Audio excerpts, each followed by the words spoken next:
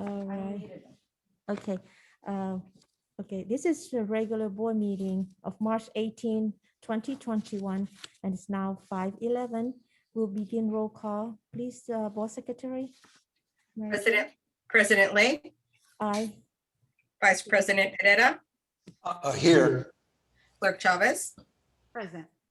Member Cortese, Here. Member Doe. Here. Thank you. Can everyone mute themselves if they're not speaking, please? All right, we move to agenda item 1.02. Are there any members of the public who would like to provide public comment to the board on a closed session agenda item at this time? Please submit your public comment online by accessing the form on the district homepage at www.esuhsd.org. Please limit your written comments to no more than 1,000 characters in length. Public comments submitted online will be read into the record. You may also raise your virtual hand in Zoom to request to speak. You will have 2 minutes to speak. Please note, all meetings are recorded. All regular and special meeting of the Board of Trustees and Board Study Sessions are streamed live on meeting nights and are also available for viewing the day after the meeting by accessing the district YouTube channel listed on the district webpage at www.esuhsd.org under the quick link section. The board is not able to respond to items that are not on the agenda or any personnel issues. Your comments will be noted and will be directed to the superintendent and or the appropriate staff member for response. So now 1.03, so we recess to the closed session via Zoom video conference. And I apologize. This is our first meeting that we come back in person, except board member Doe still on remotely. So I apologize for a little bit too late that I took because I'm still did not get the hand on for all of this equipment that I have with the personal meeting. So so let's do the recess. We have no hands up. Are there any Oh. public comment online?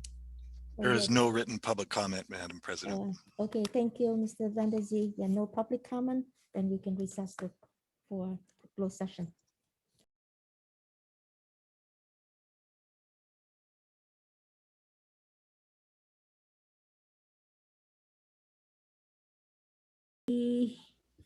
To come back, 3 point, resume open session.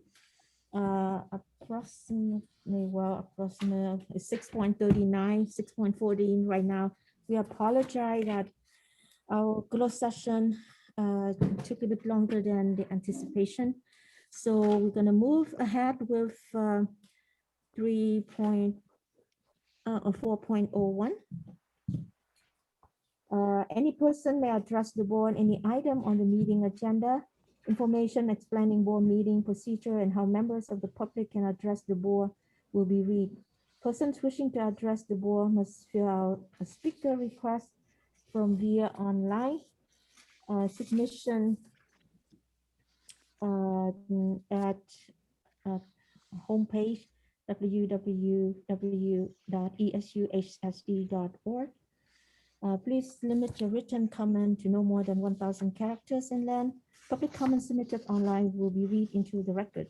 You may also raise your virtual hand in Zoom to request to speak. You will have 2 minutes to speak. All meetings are recorded. All regular special meeting of the Board of Trustees and Board Study Session are streamed live on meeting nights and are also available for viewing the day after the meeting by accessing the district YouTube channel listed on the district webpage at www.esuhsd.org under the quick link section. The board is not able to respond to items that are not on the agenda or any personal issues. Your comment will be read into the record and will be directed to the superintendent and or the appropriate staff member for response. Interpretation of this meeting in Spanish and Vietnamese can be heard by accessing the link and following the instructions shown on the agenda of the district website. And we move to 5.01. Adoption of agenda. Superintendent and the board members may request that item may be removed from the agenda for consideration and or carried to a future board meeting for consideration and or action, and or that the board take action in a regular meeting on a subject not listed in the published agenda on emergency basis or other basis allowed by law. Before we have a board special recognition, I really commend our board colleagues today, and especially student board liaison, Bruce Nguyen, that we meet in person at the board meeting tonight, and board trustee Doe has to do remotely, but we are here today with the board. So I know that we have some public comments. Mr. Van der Zee, please. Madam President, just to make you aware that there was a public comment on 4.01, but that is purely for explanation. So we will let that member of the public know that we will read that comment at 10.0. All right, appreciate that. For 5.01, we already did. So we move to 6.01. Staff building equitable communities. Madam President, we have no items for 601 or 602 tonight. All right, so we move to 7.01. Bruce Nguyen, Student Governance Board Liaison, please take it Do away. have public comment on each one. On each one of what? 6.0, 6.01 and 6.02. Oh, we do have a public comment 6.01 and 6.02. Okay, if we do have, then we're gonna have to open for public comments.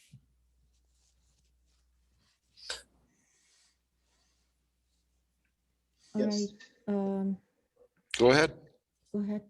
6.1 comes from a parent, Kevin Larson. Here are some of my ideas to build equity in communities. One, we need to check on ethnicity of all teachers and classified in the Eastside Union High School districts. Schools, maybe charters too. Two, we mandate that we do not hire any staff unless we have a lens on balancing ethnicity. Three, we have a lack of Sikh teachers and this area has many Sikhs. I am assuming and do not know if I believe every high school needs to have a lens on hiring Black and African-American teachers and office workers and classified. We especially need, in my view, more at Black and African-American teachers. So why not we work from a college to ESUHSD plan to have a framework for hiring different people of different ethnicities to fill in teaching positions in Eastside Union High School District. I think, and this can be checked, the Supreme Court of the United States of America ruled ethnicity can be a factor in hiring. That is the public comment for 6.01, 6.02. This comment comes from Kevin Larson, parent. Student trustees Bruce Nguyen and Francine Estranero can attest to many homework assignments that are too hard and not a fit for, not sure, but let us say 40% of the students. This means we need to have teachers change the way they do distance learning for the remainder of the year. Assign meaningful homework, less is more. And here's the most valuable of comments. I suggest it over and over, but nobody who earns a paycheck from Eastside Union High School District listens nor responds. Do this. Have each student do an in-class survey and the teacher needs to be cool with honest responses. Ask, how am I doing as your teacher? Ask, what do you like most about this class this month? Ask, any ideas to make the class better? This kind of in-class survey can be done of a homework grade at 2, and it will enlighten teachers on how they can tweak their class in a way that distance learning is done. That's the end of public comment on that item. Thank you, Mr. Van der Zee. So we move to student board representative report. Bruce Nguyen. Hi, can everyone hear me? Yes. Okay, that's fantastic. Okay, hello everyone. I'm actually with everyone this time. So my student board representative report will entail a bunch of different topics relating to the current events going on. First of all, we want to continue to condemn xenophobia and address the incidents that have been happening within our community. As you might know, there have been anti-Asian incidents in the Bay Area, especially within San Jose as well. Just recently this week, we want to stay aware of the things that are going on, especially what happened with the Atlanta. What happened in Atlanta? I want to have a moment of silence with that because that is a really tragic event.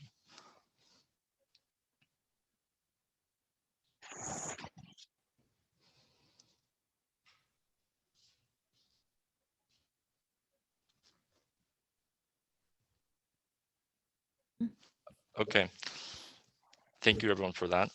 And I do know that the White House, California State Assembly, San Jose City Council have responded to these things. So this continues to be a prevalent issue, and the district should be able to take action and to take substantial action with this as well for its students, for teachers, and for parents.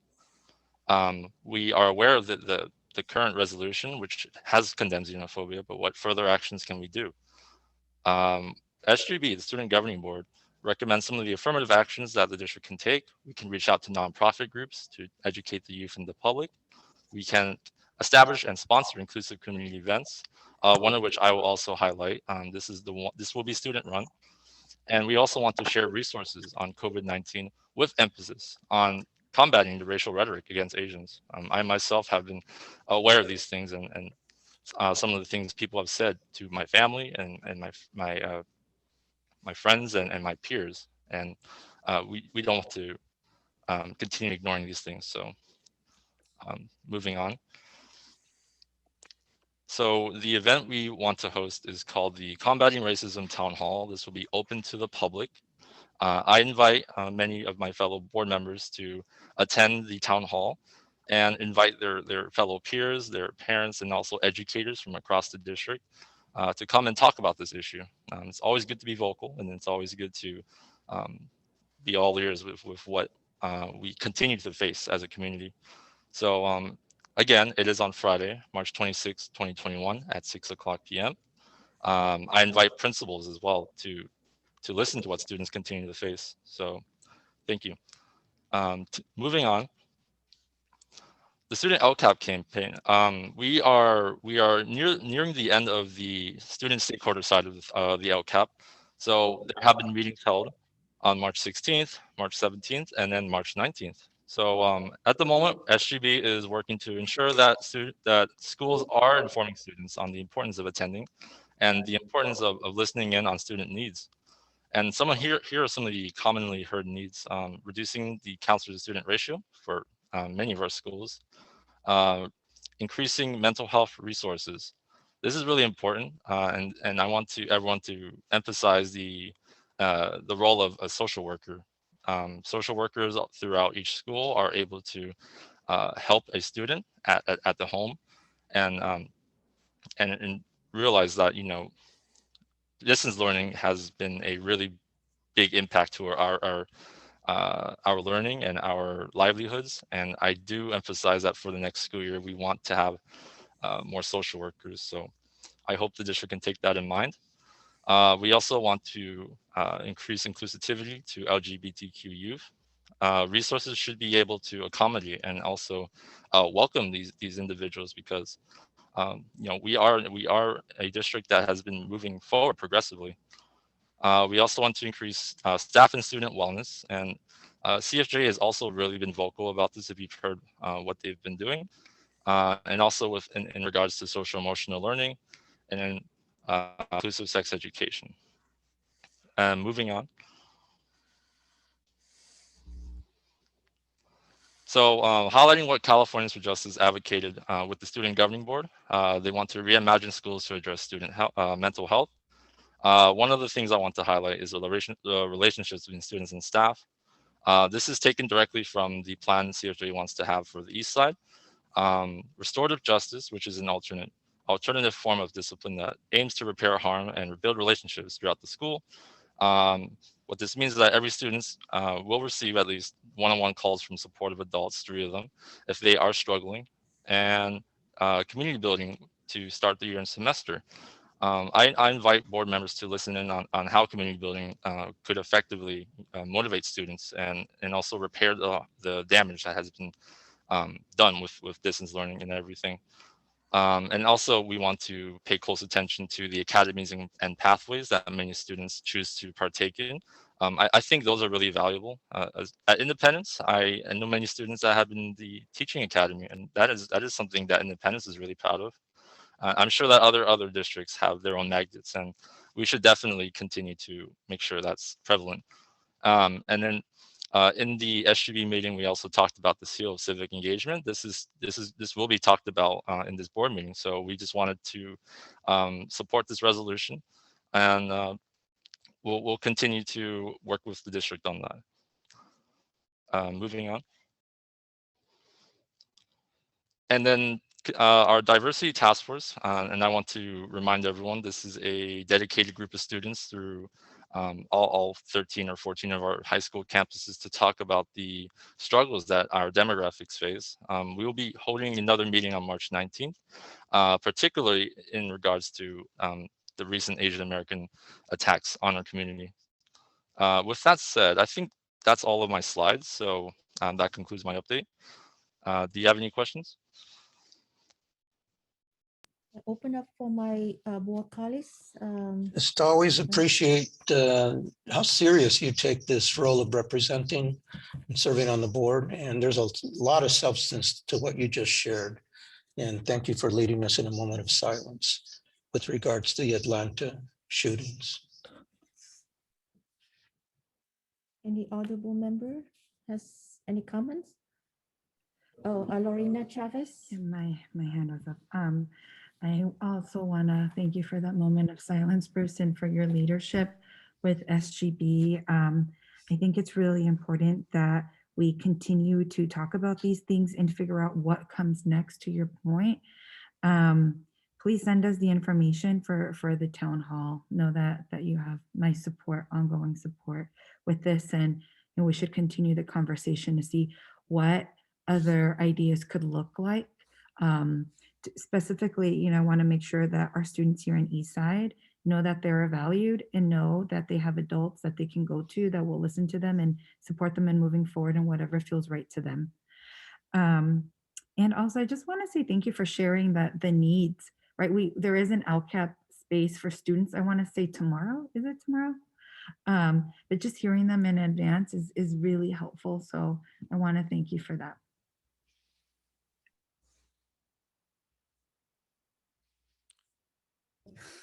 Sorry, I'm still be mute.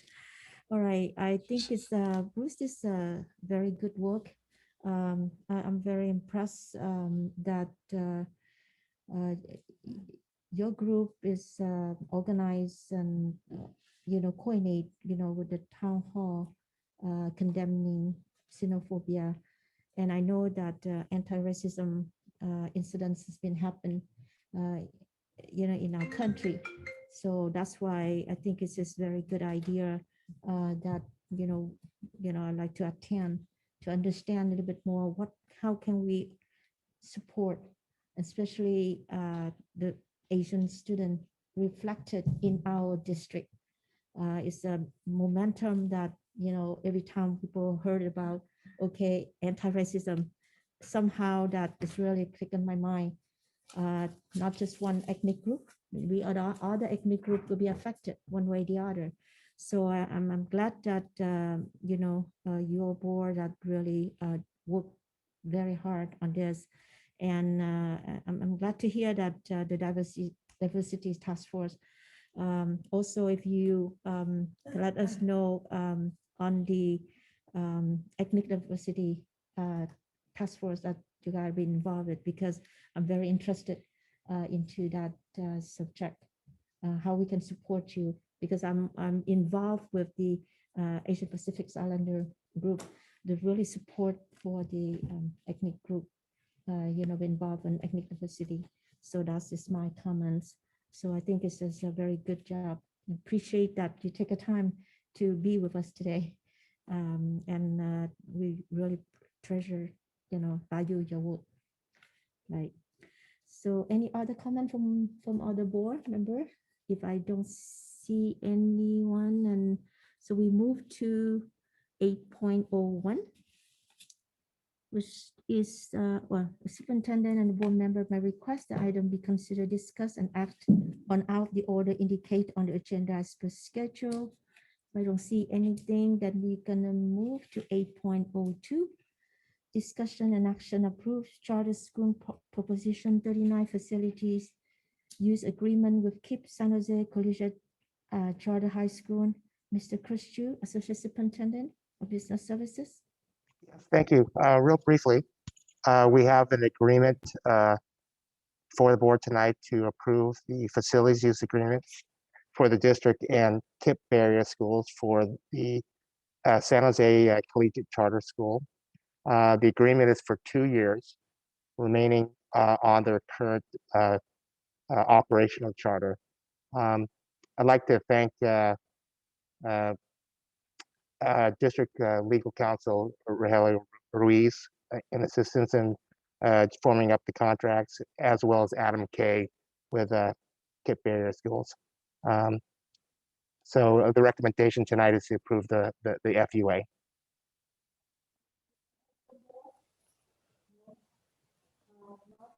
Move for approval. Second.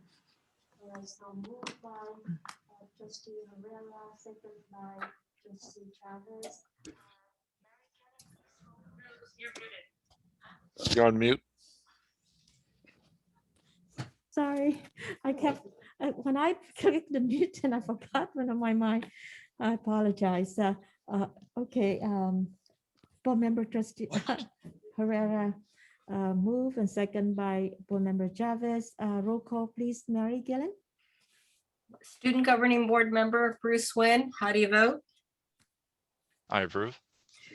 Board roll call vote, President Lay, Aye. Vice President Herrera, Aye. Clerk Chavez, Aye. Member Cortese, Aye. Member Doe. Before I vote, I just want to ask our legal counsel, Rogelio, I'm allowed to vote on this. As I understand that you and I spoke briefly over the phone. I just want to confirm, my wife worked for a charter school associated with Alpha. There is no relation between Alpha and Kipp, am I correct? That's correct. Right, my vote is aye. Thank you. The item I just want to passes confirm unanimously. for the record. All right. Thank you, trustee Doe.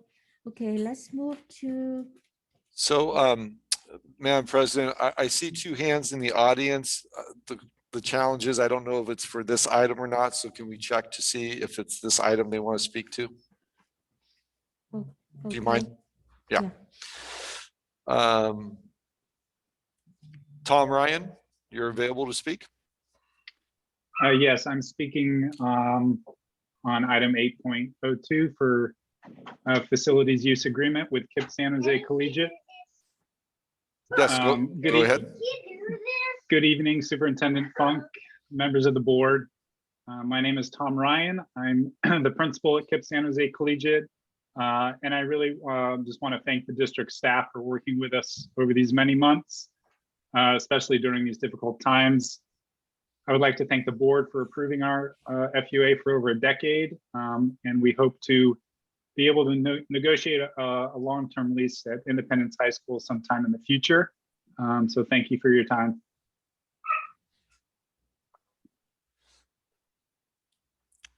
okay. Mr. Soto, are you raising your hand for item 8.02?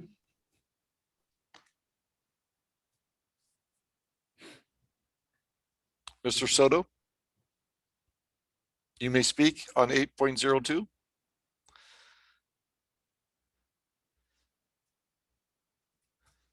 Maria Serratos, you're available to speak on 8.02. Go ahead. Hi, I'm going to be speaking for my mom. So hello, good afternoon, members of the board. My name is Maria Serratos, parent of Kipp San Jose Collegiate. I am here today to thank you for so many years of support. My family has been a part of the Kipp family for the past 10 years. My two oldest sons have already graduated from Kipp San Jose Collegiate, and then my little one is starting next year. San Jose Collegiate has done a good job preparing our children for college. My two oldest attend UC Irvine and San Jose State. Even in college, they continue to have Kipp support and guidance. I'm a very proud and happy mother to have my children in college and also to be part of the Kipp family. Thank you for continuing to support our schools. All right. Alberto Soto, you may speak to 8.02. Are you there? Yes. Go ahead, sir. Okay. Good evening. My name is Heriberto Soto, board members and superintendent. Thank you very much for the collaboration that you've been having with San Jose Kipp Collegiate. We really appreciate what you've been doing for our community. Thanks to that, our our children are getting to great universities, and some of them, like my son, about ready to graduate from UC Merced, and so that's thanks to the collaboration that you've been doing with Kipp. Please, thank you, and let us have that opportunity to keep growing more with more families. Thank you very much. Thank you. All right, thank you. Okay, I think the next item is 8.03. We need to finish with Brian's. Did he vote? Mr. Doe? Yes, he did did. vote. Okay, Yeah, thank he you. did vote. Thank you, Superintendent. 8.03, discussion and action to approve charter school proposition 39 facilities use agreement with Kipp Navigate Charter High School. Mr. Christie, Associate Superintendent of Business Services. Yes, so staff is bringing back this agreement. The board initially approved staff to enter into a 5-year agreement with Kipp Their Schools in regards to Kipp Navigate. The item that was originally brought before the board was last March. The original agreement was for a term longer than 5 years. The board directed staff to bring this item back with a term no longer than 5 years. So tonight, we've brought the agreement back for your ratification tonight. Do we have any public comment for 8.03? I think we might have two. All right, please go ahead. Eva Heredia, you're up to talk, please. You hear me? Yes, 8.03. Yes. Good evening, board members and superintendent. My name is Eva Heredia, and I have one student in 10th grade in Kipp Navigate and one future Kipp Navigate. It's hard with this pandemic, not be on person, be there, and give you thank you for this opportunity with your collaboration, and you have been done for our school. Our school is at home, and I will thank you enough so much for what you're doing in order for us families have a home and our kids too. I really appreciate it. And I hope one is open in person, you can come and get a tour to our school and in future events. I really appreciate what you're doing. I know this is difficult times, and I hope in the future I can be in person to take you in person, no distance. Thank you so much. Thank you, Adam K. I'd like to, my name is Adam Kay. I'm the Director of Real Estate for Kipp Public Schools, Northern California. I would like to thank the board and the superintendent for the opportunity to speak. I will keep it very short. I particularly like to thank Assistant Superintendent Chu and Rogelio Ruiz for all the work they've done to negotiate this FUA. I know during this time of COVID, everybody is at the limit, and everything's this makes everything much more difficult. So I really appreciate the time that has been spent on this. We look forward for the board to approve our FUA to be at Mount Pleasant for the next 5 years. As you know, we were at Oak Grove for the past couple of years, and while we very much appreciated being down there, with Mount Pleasant, we will be in the heart of our community, heart of our students, and the heart of our parents. So we really appreciate this. And at some point, we hope that we can negotiate a longer-term lease with the district. Thank you. No more? That's all the public comments. I open for my board colleagues. Any comments before we vote? We need a motion too. Okay, that's what I'm saying. Move for approval. So moved by Second. Lorena Chavez, and second by Board Trustee Herrera. All right, let's do the roll call, please, Mary. Student Governing Board Member Bruce Wynn, how do you vote? I approve. Thank you. Board roll call vote. President Lay, Aye. Vice President Herrera, Aye. Clerk Chavez, Aye. Member Cortese, Aye. Member Doe. Aye. All right, thank you. Let's move to 8.04, presentation, discussion, and action to receive and approve the second interim financial report for fiscal year 2020-2021. Mr. Christie.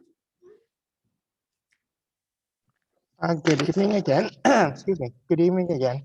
I'd like to thank staff as always for their hard efforts in preparing tonight the second interim, interim report. Excuse me, my mask is getting in the way of the talking here. So let's go through the presentation. I'll keep this as brief as possible. So we are at the second interim, and we are reporting the current fiscal picture of the district through the end of January. As you recall, we presented first interim back in December. And so there haven't been a lot of changes as far as our budget assumptions since December, but we'll go through some of those details. Next slide. And so just to remind everybody, first interim is a certification of the district's fiscal solvency. We are always looking at our budget from the perspective of a 3-year budget. And so we are talking about the current year as well as the 2 subsequent years, 21 and 22 and 22, 23. Tonight, we are recommending the board approve our first interim report with a positive certification. A positive certification means that the district will be able to meet its financial obligations, not just in the current year, but also the subsequent 2 years.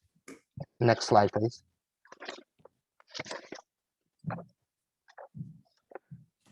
So probably I will go through, just highlight the changes. I won't read through the numbers. But as you can see here, this is a comparison of what we presented back in December, the differences between first and second interim.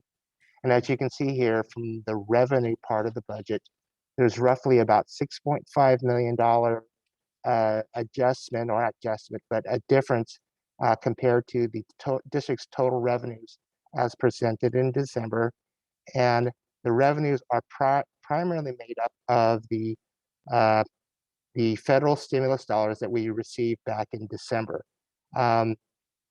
We'll talk a little bit about the most recent federal stimulus dollars that we received, but the federal dollars that we received in December is roughly about $11.3 million.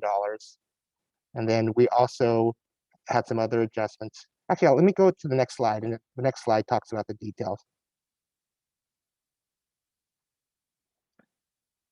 So again, the differences between first and second interim, as far as LCFF, which is our local control funding formula, is about $240,000. And the difference was made up because of a slight increase in our student population, or specifically our unduplicated pupil counts. As I mentioned it just previously, the assumption here for second interim now assumes that a second installment of federal stimulus dollars. It's referred to as ESSER 2 funding. It's the Elementary Secondary School Emergency Relief Funds. For our district, we are estimating to receive about $11.3 million. And then in addition to those changes, there were some small changes with other state revenues. And then the other large change since first interim was the assumption that we were recommending the board this year eliminate or liquidate the district's OPEB trust account. As you may recall, back when we adopted our budget, one of the assumptions we made at that time was to eliminate or liquidate the district's trust fund that had been set up outside of the district's general fund to pay for the future cost of retiree health benefits. At that time, we were estimating that the value of the trust fund to be about $5.5 million. Based on the changes with this year's budget and the infusion of these additional one-time dollars, staff is recommending the board that we no longer liquidate the trust fund at this time and leave the trust fund where it is. And so by doing so, there's an adjustment to this year's budget to be about $5.5 million. Next slide, please.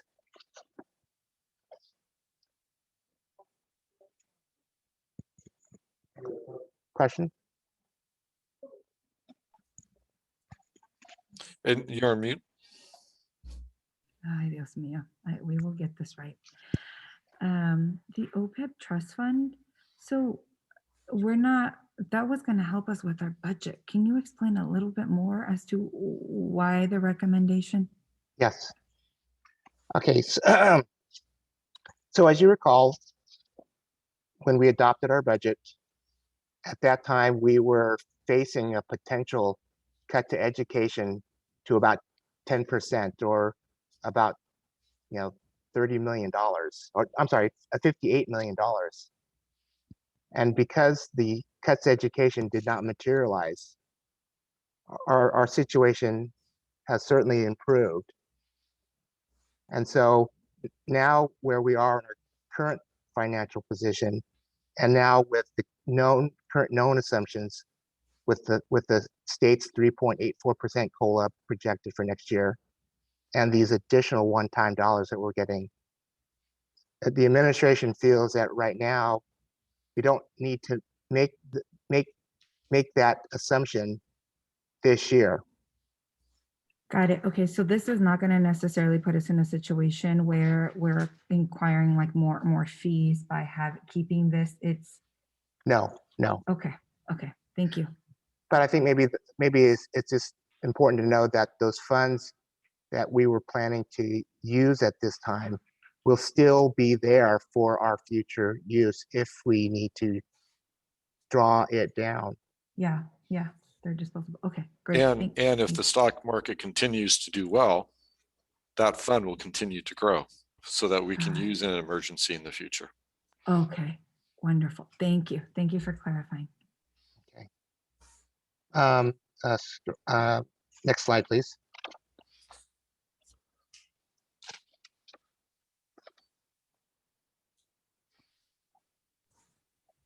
The market is unusually high at the moment. I don't know if I want to be too optimistic about the futures of the market. So on this slide here, we're just comparing the differences between the expenditures of the budget. As you can see, our expenditures are broken down between salaries, certificated, classified, benefits for all of our employees, books and supplies, other services, and so forth. So a very small variance in regards to expenditures, roughly about $2.3 million. If we go to the next slide, I'll talk a little bit more what these are.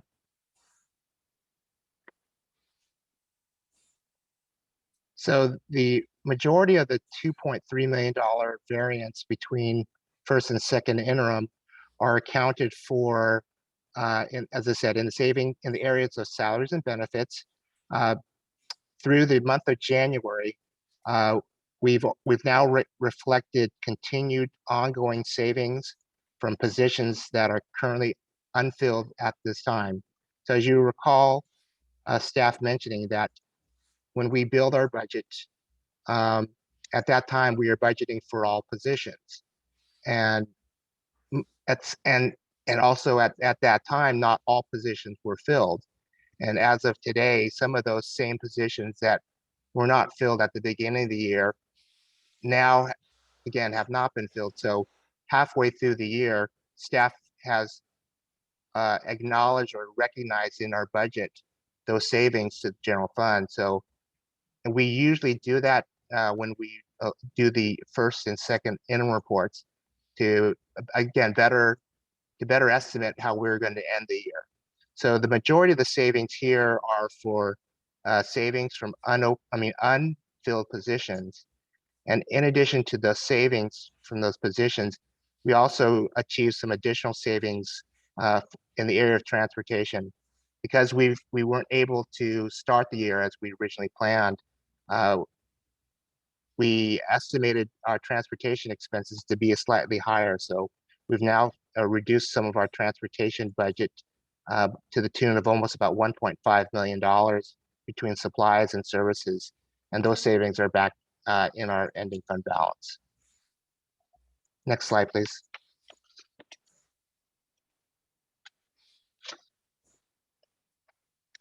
And so when you take into account the variances with revenues and expenditures, the net increase, in this case, the net increase to our fund balance is approximately $8.8 million. So our ending fund balance is now slightly higher based on those savings that we've taken credit for since first interim. Next slide, please.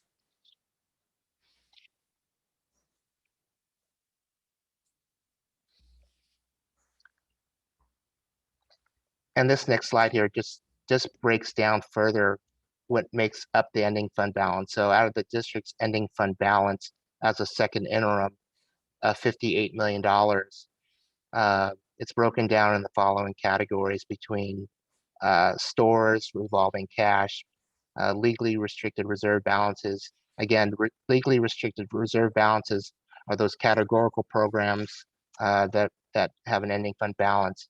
And probably most importantly here, we have our 3% reserve. The 3% reserve is the reserve for economic uncertainty, and that's the $8.8 million. Next slide, please.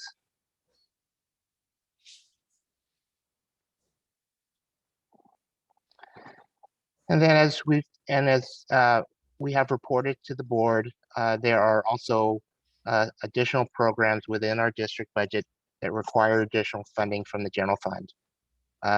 We refer to them as contributions. And so for our transportation program, our special ed program, our child nutrition services program, or which is our school lunch program, as well as routine repair and maintenance, all 5 of these programs here on this chart here require additional funding from the general fund. As a first interim, the total contribution was estimated to be about $53 million. Happy to say that as a second interim, we've adjusted the contribution down, and that was mainly due to transportation, those transportation savings, as I mentioned.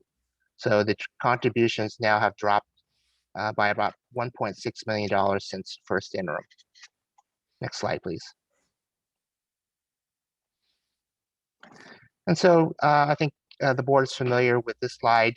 It really, I think, provides a quick, I guess, history walk in terms of where we have come since last June, as far as our district budget goes. As I mentioned just a little while ago, back in June, when we were facing the possibilities of a 10% cut to education, and on top of our already structural deficit, we were looking at that time of having to identify over $58 million of cuts to meet our 3% reserve requirements. And then that $58 million was dropped down considerably when the cuts did not materialize as part of the state budget. As we ended the fiscal year 18-19, and then as we receive now both the first round of federal stimulus dollars and now the second round of stimulus dollars, those cuts that were, again, as much as $58 million now, we are now down to only $3 million of cuts needed to meet our 3% reserve requirement. And where we were talking about several hundreds of potential positions, we are now down to no more than 22 total positions in terms of equivalent cuts for $3 million. Next slide, please. And of course, this is just a placeholder to meet the demands of the county so that we have a positive budget for 3 years. And ideally, of course, RIFs are the last thing that the board and staff want to do.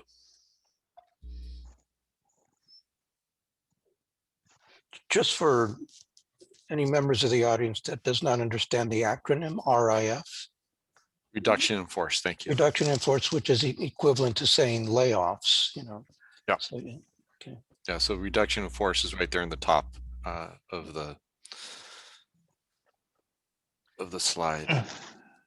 Okay, so with all of those numbers now, the most important thing, I guess, tonight is to show for the board where we stand as far as our multi-year projection. So the multi-year projection for the 3 years looks like this. again, to reorient everybody, each row represents a fiscal year. So year one is the current year 2021, year two, and year three. The year starts off with savings or beginning fund balance, and each year ends with an ending fund balance. And a component, or as part of each year's ending fund balance, there is the 3% reserve required for economic uncertainty. So with the current assumptions as a second interim, as you will be able to see here, we would be able to meet our fiscal solvency requirements in the current year, year one, in the second year, year two. But when we get to year three, to be able to meet our 3% reserve requirement, which happens to be $9.4 million in the third year, we would need to reduce that year's budget by approximately $3 million. That was, as I was referring to on the previous slide, where we are now down to just having to identify about $3 million of cuts going into the 22-23 school year. However, I would want to also to point out that when you look at the structural, looking at it from the standpoint of the district's structural deficit, the district's structural deficit as of that year three is estimated to be $25.8 million. It's important to point this out as that fiscal year 23-24 will be brought onto the multi-year projection when we come back to you in June with our newly adopted budget for next year. And so even though we're talking about having to find $3 million going into the 22-23 school year, because of that structural deficit, we would need to come back the following year, 23-24, to address this $25.8 million deficit in that year. Okay, any questions before we move off of the multi-year? The next two slides are related to the multi-year. This next slide here is the restricted part of the budget, and then the next slide after it is the total combined general fund, both the unrestricted and the restricted. Okay, if there are any questions, we'll move to the next slide.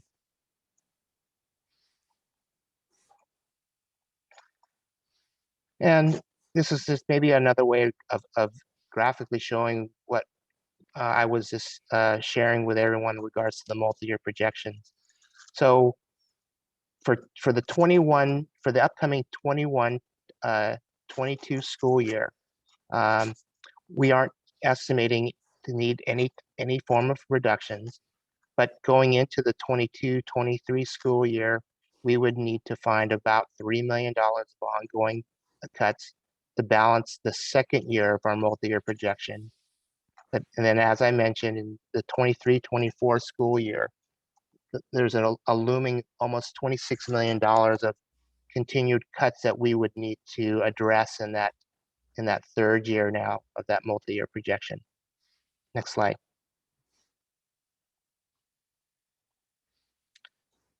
And as we start to wrap up the presentation here, we started talking about assumptions in our second interim budget. Two major assumptions right now that are not in the second interim report. As of the time we put together this report, we were informed that the governor signed AB 86. Tonight we'll be talking a little bit more about AB 86, but specifically in terms of the district's budget and finances.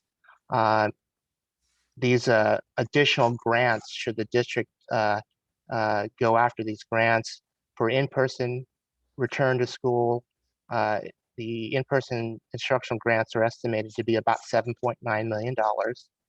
And the additional expanded learning opportunity grants are estimated to be about $16.9 million.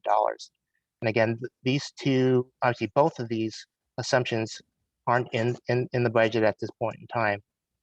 And then the last bit of information, which I'm happy to say, we are, again, the benefactor of, again, another federal stimulus package, which was just signed by President Biden this week. Again, this third round, what I would refer to as our third round of ESSER funds, is estimated to bring the district approximately $25 million in the coming years. From what staff understands, that these funds we have 3 years to spend these funds. So for accepting these funds, we will certainly be needing to submit a plan. And so those are some of the pieces that we have yet to have all the details. So this will be some information that we will be having to bring to the board in the coming months in order to take advantage of these funds. I see Patty Cortese has her hand up. Yeah, I was, when we met earlier this week, oh, there's an echo. Thank you.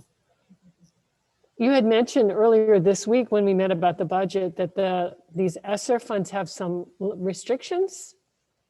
And you may not know about the restrictions for this new money that we have that just like that's brand new news. I don't even know if we know what that all entails, but the money from December, we probably know, right? What the restrictions are on that? Yes, so we do have a little bit more information in regards to this one. In regards to the ESSER funds that we received in December, yes, we're well aware of those restrictions. And they are, again, the majority of those funds are to be used to support learning loss, and another form of learning loss mitigation. Whereas this third round of ESSER dollars, as we understand it right now, there's a minimum of 20% of the funding must be spent on learning loss mitigation. And that's as much as we have seen. Actually, there was a workshop today that we were listening to, and so there wasn't a lot more details than what we already knew. Yeah, the good news is if there's not any trailer language, then that's going to be a lot really flexible for us. The other 80% of that revenue. So, and learning loss again for high school would be summer school, after school, credit recovery, course grade recovery, things of that nature. So things that we already have in place that we wanted to expand on, this is going to be a huge help for that. Perfect, thank you. Any more comment from our board colleagues? I have to say that staff has done such a good job to present some opportunity in the second interim assumption. So what my question is, we already included the 25 million into the report? No. No. Okay, so this is the assumption, so we just have to leave it out. So we go basically with the report that you present that at the year 3, 2022, 2023, we probably might have the deficit about 27 million. Am I correct? I wasn't On the page, believe 15 of 19. Yeah, if you can move it down. Yeah. Yes. So Okay. on this page, what I saw in here is the year 3, which is 2022, 2023 combined general fund. If your assumption or the number that you present tonight is we might have the deficit 27 million. Based on the second interim assumption, in that third year, we would have a deficit of about $27 million. All right. But I think your question is, if we were to now include the ESSER $3 by adding $25 million to the budget, it almost eliminates that deficit in that third year. But also keep in mind, these are one-time dollars. Okay, That deficit is ongoing. ongoing. Oh, okay. As So well, it takes care of the 1-year deficit. as well as we are at the bargaining table. So any settlement that we have with the bargaining units will increase the expenses. I Yeah, see. nothing in the budget, nothing in the multi-year projection presumes any negotiated settlements. Chris Chu, can you help me understand the estimate of the or maybe I'm confused. S-Source provide a link to where they an estimates on how much we may be receiving, and they provide the different sources where the number is different from the $25 million estimates. Are they including other number that you're not including in here in terms of estimating? In regards to the, are you referring to the ESSER estimates? I don't know how they come up with it, but they It- come it- up with. It Sorry, was Chris. the Essler, yes. Yeah. You're in the article, yes. Yes, and it's really, yeah, the article, but they have provide a separate link when you type in Eastside Unions and they come out with a number. And the number that I see from their website is significantly higher than 25 million. Can you help me understand, maybe are they wrong, or are they including things that you're not including in here? That is something that I have started to look into. The basis of our funding or really more the allocation of our funding is based on the total amount that is obviously allotted to the state, divided amongst all of the districts as far as their Title I population. Right. So there's a possibility that their denominator, as far as what they have down for our Title I population, might be a difference. So that's the best I can explain why right now why there would be a difference. But I am interested to find out why such a large variance. Right, it's pretty significant variant, and they are using our estimate number of enrollment. Now they could be wrong, or they may have taken previous year number, but nonetheless, the variance is so high that I have to either we are wrong or they are wrong. Or both. Well, I would So- say this. I would say this is that the number that I'm calculating here is not a number that I actually calculated. This is actually a number that has been provided by School Services of California. So most of the other districts right now are probably using School Services' estimate of these ESSER funds. So if there's a difference, we should be able to explain it between what CSBA is estimating and what the School Services is estimating. Great. I'd love to get to because if the variance is 5% is one thing, but this is pretty dramatic. So I'd love to have a better understanding what our number might be. No, certainly. I Well- mean, if we get more money, that would be even better. Yeah, and so when we add this to the 3-year budget come June, that will be able to explain what that number is and what number we're using. No one uses EdSource. They're not the official. It's either going to be FCMAC or it's going to be School Services. It's going to be the California Legislative Analysts. So it will be a closer number. And yeah, I agree with Mr. Ju. If it's what they estimated it to be 31 million, that'd be great to the district for the district. Understood, and I appreciate that. Any other board member has any comments? Move for approval Yeah, of the second interim report. Let me ask any public comments before we make a decision for approving. Mr. Van Der Zee? No? And no hands are raised. All right, thank you.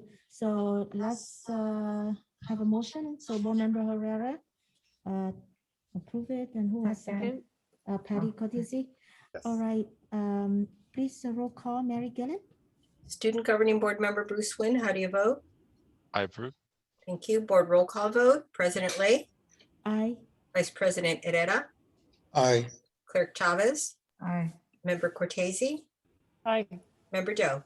Aye. All right, thank you. The item passed unanimously. I think we don't have anything for item number 9. So we move to item 10, which is public members who wish to address the board. So 10.01, members of the public may address the board on any subject not on tonight's agenda. However, provision of the Brown Act Government Code Section 54954.2a and 54954.3 preclude any action as an unagendized item. No response is required from the board, district staff, and no action can be taken. However, the board may instruct the superintendent to agendize the item for a future meeting. Any person may address the board any item on the meeting agenda. Persons wishing to address the board must fill out a speaker request from via online district homepage at www.esuhsd.org. Your comments will be read out loud as part of the public meeting. Comments should be limited to no more than 1,000 characters in length. You may also raise your virtual hand in Zoom to request to speak. You will have 2 minutes to speak. Yes, you do. We do have public comments. Please go ahead, Mr. Van Der Zee. Yes, our first comment is from Kevin Larson, a parent. As a parent of the Eastside Union High School District, I am upset that our high school district has not informed the students of the $7.9 million opportunity. According to Assembly Bill AB 86, Governor Newsom approved our school district earns $7.9 million for next year by opening up school April 1st, 2021. If we open up school by April 15, 2021, we can still earn $6 million.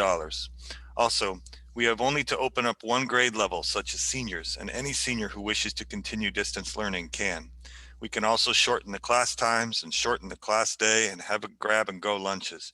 I request we do this, and I request we have a new group of 2 or 3 highly paid district office directors or assistant superintendents lend a helping hand to get this set up and ready. It is in my parent view shameful that we have kept this a secret. The next comment comes from Sapide Gilbert, parent. I would like to know when the board will approve in-person learning. There are parents listening. The next comment comes from Cici Flores, parent. I'm a parent and I would like to implore the board to seriously offer an in-person graduation ceremony to honor seniors and send them off. By using safety protocols, an in-person graduation is possible on the various high school football fields. Please model Monte Vista High School's plan as they have committed to an in-person, non-drive-through graduation by splitting the senior class and limiting the family members in attendance. This can happen if staff and parents plan now. Let's honor these seniors who have missed out on many milestones. Thank you. That's the end of public written comment. We have 2 potential hand raises with attendees. Sapita, you're available to talk if you want to speak on 10.01. Go ahead.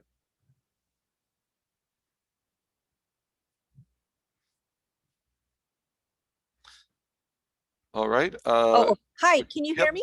Go ahead. I'm yes. Sorry about that. Can you hear me? Yes. Okay. Good You have 2 evening. minutes. Good evening, Superintendent Funk and board members. Last night, the Evergreen School District voted to bring back in-person instruction for all students, not just tutorial cohorts. They're coming back starting April 19th, even though the majority of parents and the popular vote was to continue distance learning. As we all know, the popular vote and the loudest voice is not necessarily what's the right thing to do. Just ask the students who want to stay home in their PJs and not go back to finish up the year. The Evergreen Board recognized science and basic humanity and the long-term effects of kids not going back to in-person instruction. They also recognized immediate action was necessary now because there are many details for the board and the schools to iron out. I'd like to say 2 important things. One, the board, please, and the superintendent needs to put fear aside and make the difficult impending decision to reopen. The teachers and families who think their child is thriving because maybe they see an A or a B, this is not the case. They have no idea what the students are doing behind closed doors. Those who do not want to go back should have the option not to, but please listen to the parents and science and facts. In November, CDC noted that from March 2020 to October 2020, there was an increase of 31% for 12 to 17-year-olds and 24% for children 5 to 11, compared to the same period in 2019 of mental health problems and visits of kids and teens to the hospital. My own daughter, who has good grades, 4 A's, 2 B's, clearly said, I'll fail if I go back to school. I don't want to. It's a totally different situation online. I've caught her on devices trying to interact with friends. Can you imagine what's going on behind closed doors with uninvolved parents?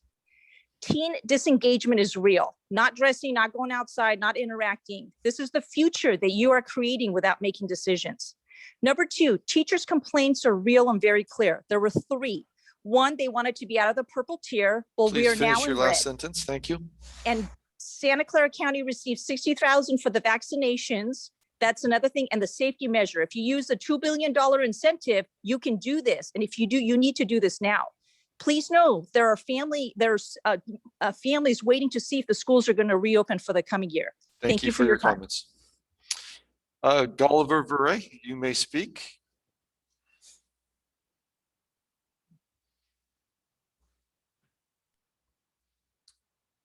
Gulliver Verre, please.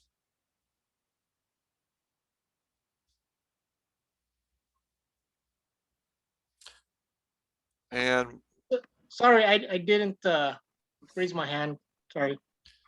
oh, thank you. Was that? And Mama Jama, you may speak.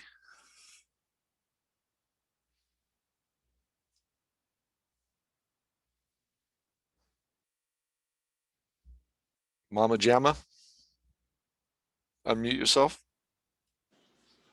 I am sorry, I did not know my wife had that name. The first thing I want to do is thank the lady before who spoke up. Myself and my wife are both considered, critical employees by the county, by my company. We both are exposed to potential COVID people on a daily basis. And, if I feel very conflicted because on one hand, I understand the fear of this virus. On the other hand, I feel that our lives are not as valued as those of the teachers who may feel they don't want to go back for whatever reason, right? And the lady before me said something very true, which is, this is very damaging to our kids. I see my kids online, they're sort of hiding behind the computer saying, I'm doing homework, but I know it's not true. I'm doing schoolwork, I know it's not true. And I am a very involved parent. I'm probably a helicopter dad, you can say that. I can only imagine what the other kids who don't have that luxury are doing. I also see some of my kids, my other kid, she's not social anymore, as social as before. I see my younger child wishing to go back to school. Every kid she sees out there in the streets, she says, I want to go see that kid, play with that kid. You are damaging our kids by not letting them go back to school. You're sending a message to us. Your lives are not as precious as the lives of our teachers, right? I'm flying all the time for work. I put on my mask, my face shield.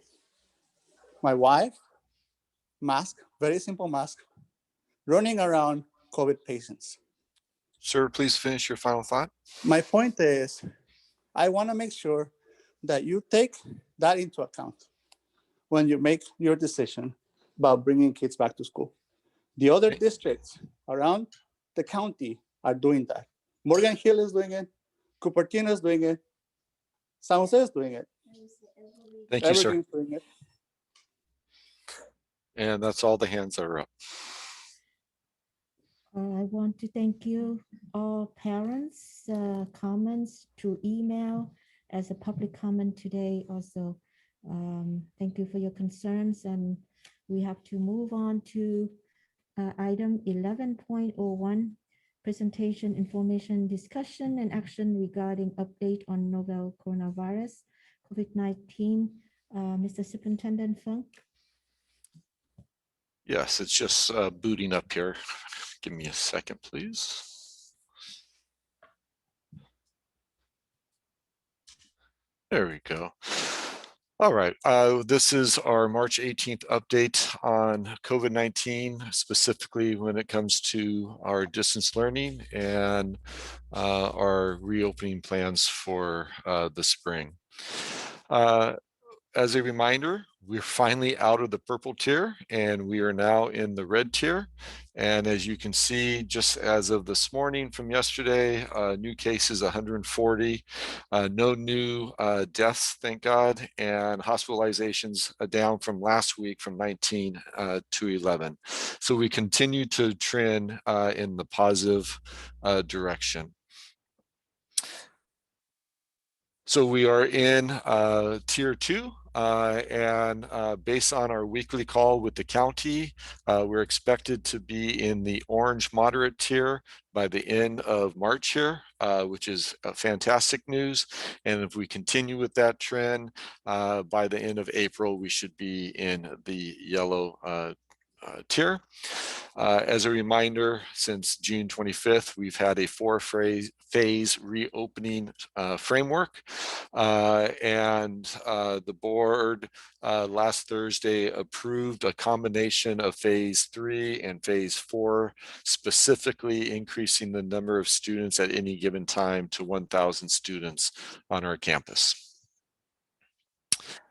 Last Thursday, the board asked for more information regarding surveys around staff, students and parents about who would be more likely to come back for the final 6 to 8 weeks of school. We immediately started the employee survey, which has been out for a week. We will share a little bit on a student survey that's been out for a couple of days, and then the parent survey, which ultimately is the most important, because if you're under 18, it's the parents' right to determine and must sign the opt-in letter for students to come back. So looking at our employees, and this survey, even though it's a week old, it's still open, but really it's only improved the number of people participating. It's only gone up by 4 in the last 2 days. So you can see that certificated classroom teachers, 60% of them, or 644, replied to the survey. Certificate non-classroom employees, almost 10%, 105 responded. And then our classified employees that are like our custodians or our secretaries, our registrars, those individuals make up the classified, and that's 318 for a total of 1,067 responses. You can see from the various locations the number of combined responses, certificate and classified, with the largest response from independents with 118 responses, and the second largest actually right here at the district office, 116 responses. If I go through this too fast, please ask me to slow down. And then we wanted to also just, because we were getting up a little bit, I apologize. I just unmute myself. Yes. Percentage in the middle, is that a percentage of the total of the total number of employees at that particular site? No. Or is that a total? No. It's a total response. Total responses of those that responded, what percentage from the site responded? So 8%, for example, 8% of Andrew Hill responded, and the numerical is 85. No, out of the 1,000 responses, 85 or 8% came from Andrew Hill. Sorry, I just got it. It didn't clarify. Thank you. Yeah, no, absolutely. Thank you for asking. If you recall, last Thursday when I shared that through the County Office of Education, the public health provided appointments to East Side, and we had over 1,900 appointments guaranteed for East Side employees. And at the end of last week, we had less than 500 of our employees take advantage of that. And that was a little disconcerting, but the fact is, our eligibility as school employees began on February 28th. And so I was hoping that a lot of our employees took advantage and were able to get their vaccine shots through the county and outside of the county office of education. And this shows that to be true. So those people that have taken 2 vaccine shots, or they got their single J&J Johnson & Johnson shot, there were 156 employees that were able to do that. Those that have already had 1 shot and have an appointment for a second shot, 740. And then I have my appointment for my first shot, 33.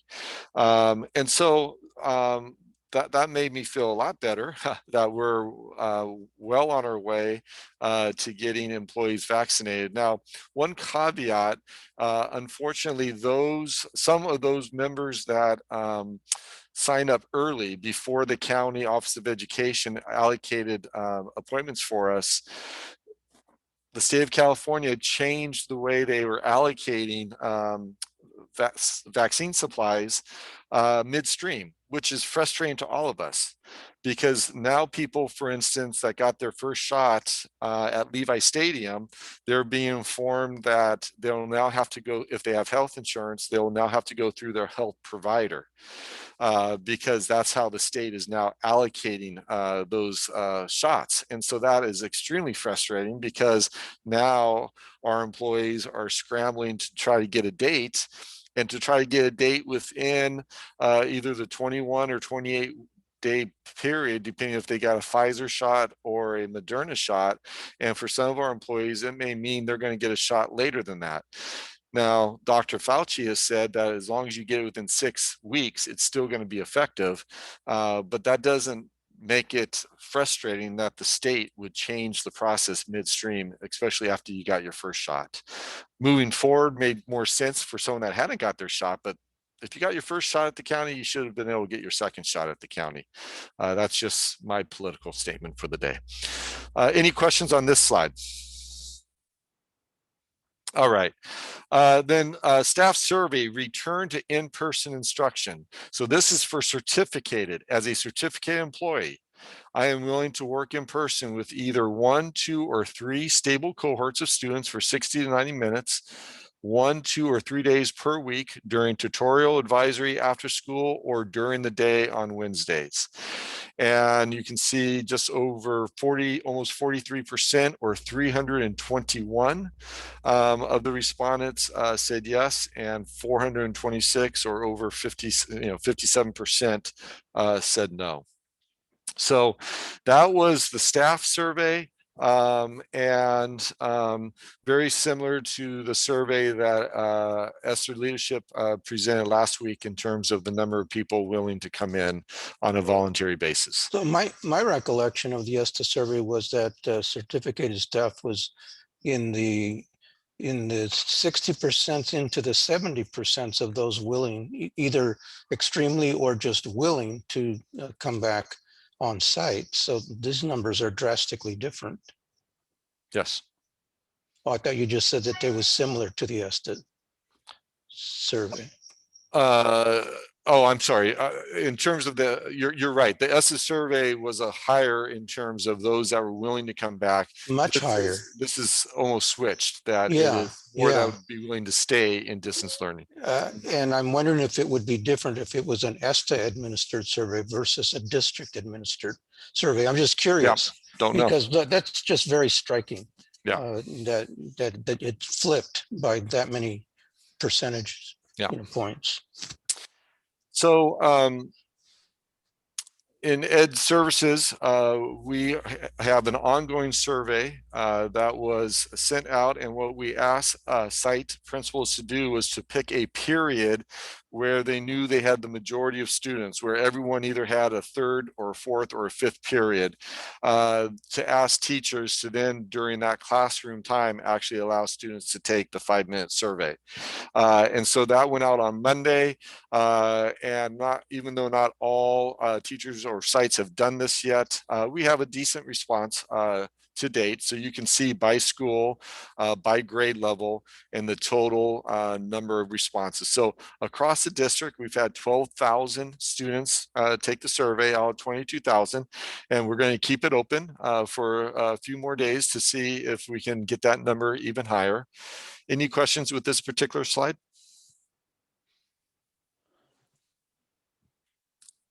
Well, just I'm noticing some glaring, some of the smaller schools, obviously you'd expect a smaller response, but like Andrew Hill, only 11. I mean, that's pretty surprising. James Lick, 426, You're on mute. Mount Pleasant. Am I muted? No. Yeah, No, so Ms. Marquez.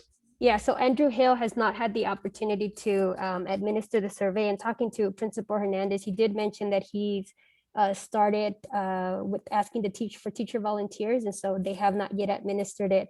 Although because the survey went out to certificated staff, I'm guessing that the 11 are because some teachers were able to access it. Same thing with James Lake, they actually were giving it today. So when I pulled the data to be ready, they must have not been completed with their survey. So Got it. Okay. This thank is still a survey, right? This is not the official opt-in by the parents. Am I correct? this is the student survey. No, the students themselves can't opt in. The parents have to do the opting in, which is Right. further down in the slides. Right. Thank you. I want to, this is the student survey. That's what I'm asking. Yeah.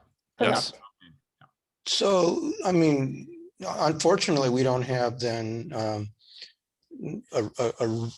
an accurate representation of response because they're still coming in, and I know I'd be curious whenever it can be updated if it was just emailed to us, just so that we Sure. could be aware of it. Because Right. yeah, right. Thank you. I also want to ask that even though we have a student survey, students still need the approval from parents. Am I correct? That's correct. And that information's coming in the presentation. Yeah. So student survey return to in-person instruction, intervention support. You can see the question is highlighted there in bold. If we were able to reopen our schools for in-person intervention and or support for the last 6 weeks of school during the advisory tutorial time, and during advisory tutorial with one of your teachers, we had 12,000 responses. Of the 12,000, 9,500 students, or 80% of them, said they would prefer not to attend in person during the 6 weeks. And 20%, or 2,473 students, would prefer to attend in the last 6 weeks. So even though that's a high number so far that's responded that they would rather stay in distance learning, that's still 2,400 students that we could try to serve in person. And I think it's important that we keep that in mind. And similar to students needed the parents to actually opt in, it Right. seems that parents might override some of these students who are saying they prefer distance learning. It's a great point. Their Yes. parents are going to say, no, you're going back. Right, And exactly. it'll change the numbers. Yep. Thank you for that. And so again, you can see by site how that was responded in terms of those that preferred not to and those that preferred to. Evergreen Valley, 1,800 preferred to stay in distance learning, but 355 of those students would like to come back. Piedmont Hills, 1,000 would prefer to stay, 333 that have responded they would like to come. So you see that by site. Any questions on this slide? All right. And then also just keeping in mind that with a SB 80B 86, we have to make the offer to any student in a particular grade level and to students that qualify for those particular groups like foster youth, English language learners, disengaged, because that's part of the requirement. Doesn't mean there's a threshold of how many come back. It just means you have to make the offer. And then those that want to come back, you have to provide them an opportunity to come back in order to reach that number. So just so we can provide the data to the state saying we did offer, this was if we were able to reopen our schools for in-person instruction for the last 6 weeks of school in a hybrid format, what would be your preference? No, part of this was that it would be only part of the week, 1 or 2 days in a hybrid, because obviously you couldn't have every period every day with every student because we could not meet the social gathering guidelines. And the number or the percentage that would like to do that, when it was a little higher uptick. And so again, I think to Mr. Herrera's point, once you get the parents involved, that number would probably go a little bit higher also. Especially with parents who, like our previous speaker who call themselves a helicopter father, I think some of those parents will override their students' decisions. Especially a parent like member Lorena Chavez. I will attest to that 100% correct. So this next slide is similar to the first one, and it was a breakdown by school on how many would prefer, even in a hybrid, to stay in distance learning. But you can see now the numbers increase. And if you recall, Evergreen, I think, was 330, and now it jumps to 586. Independence jumped to a higher number. Silver Creek jumped to a higher number. So the fact is that some of our students are interested in coming back before the school year is over, and we should keep that in mind. Yes, Trustee Lorena Chavez. Yeah, sorry, I must have missed this. What is the difference between this slide and the previous slide? So this is just taking it by school to show you how many students would prefer the hybrid approach. The other one was coming back for 60 to 90 minutes during tutorial, advisory, or that Wednesday. The other one is hybrid too, though, no? No, because it's not instruction of their class. Everyone would, our current plan is that everyone stays in distance learning, but for support around their grades, they come in during as stable cohorts during advisory, tutorial, or during that Wednesday.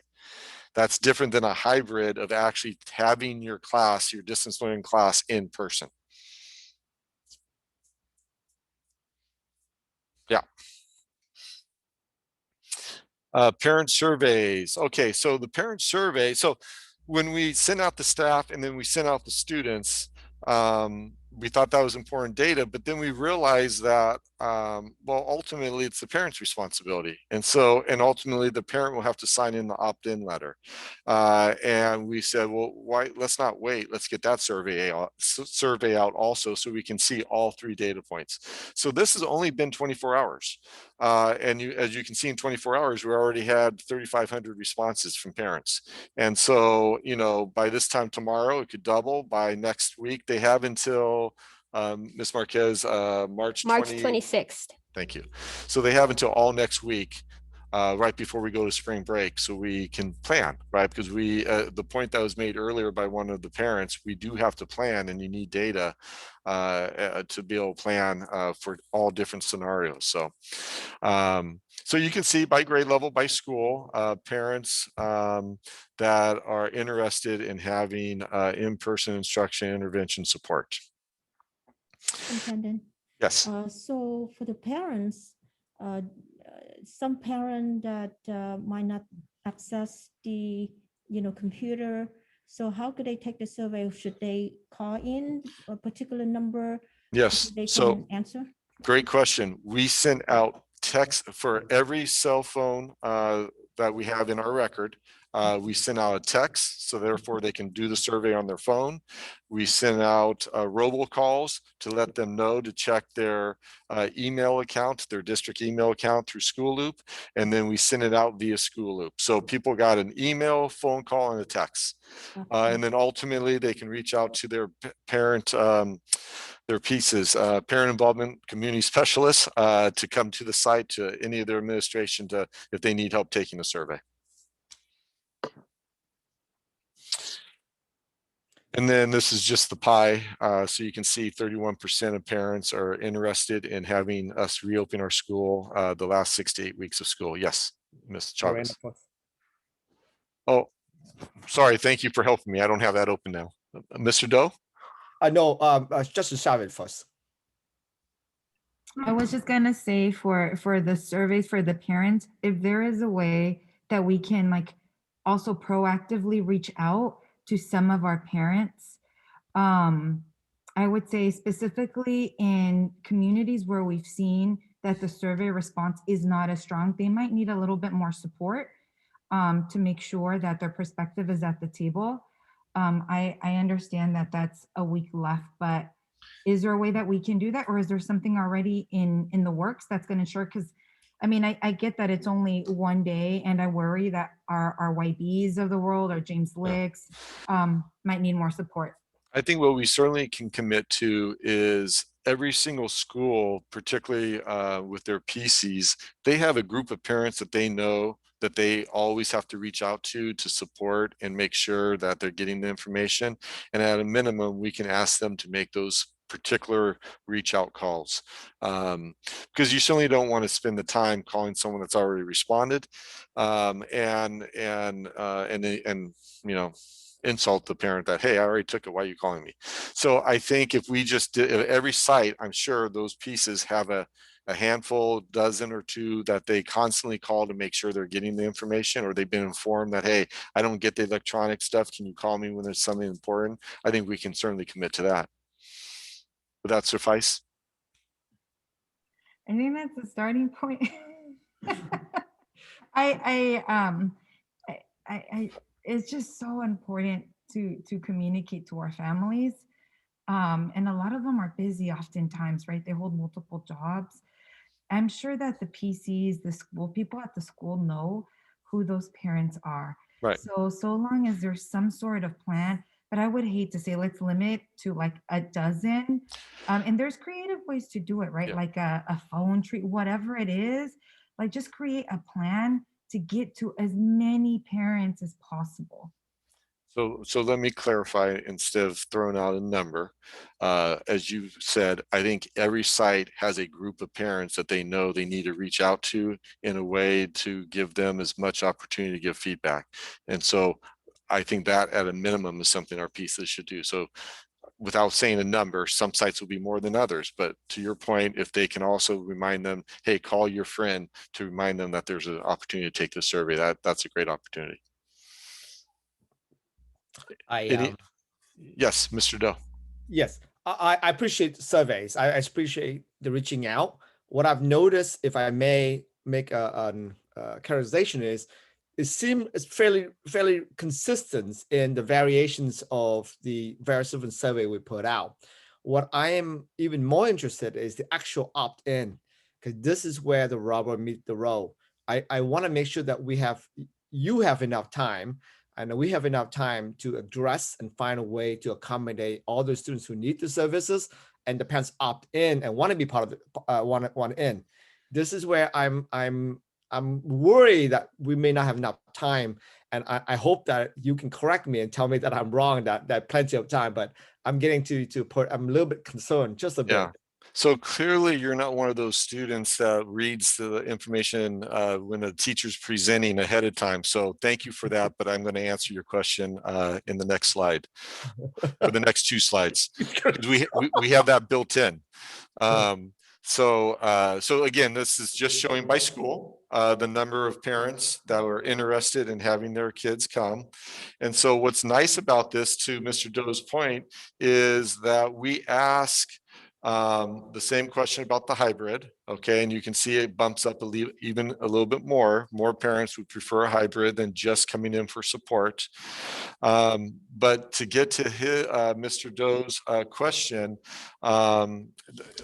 this is just the follow-up detail of that pie, but it really comes down to, oh, I'm sorry, one more. So we also called every parent of our Mod Severe program in person. We called them, made the connection, one-to-one connection. Are you ready to have your child come back to school?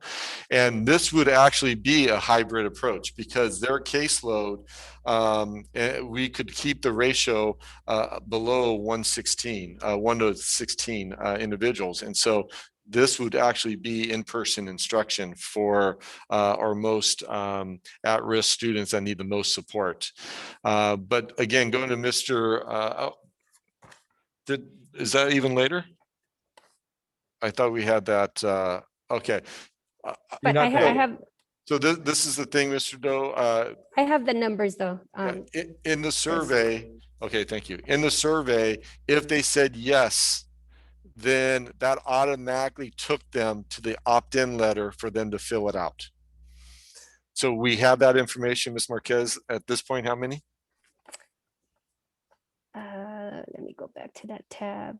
We have, at this point from the parents of the responses, we have 1,304 that have submitted their opt-in letter.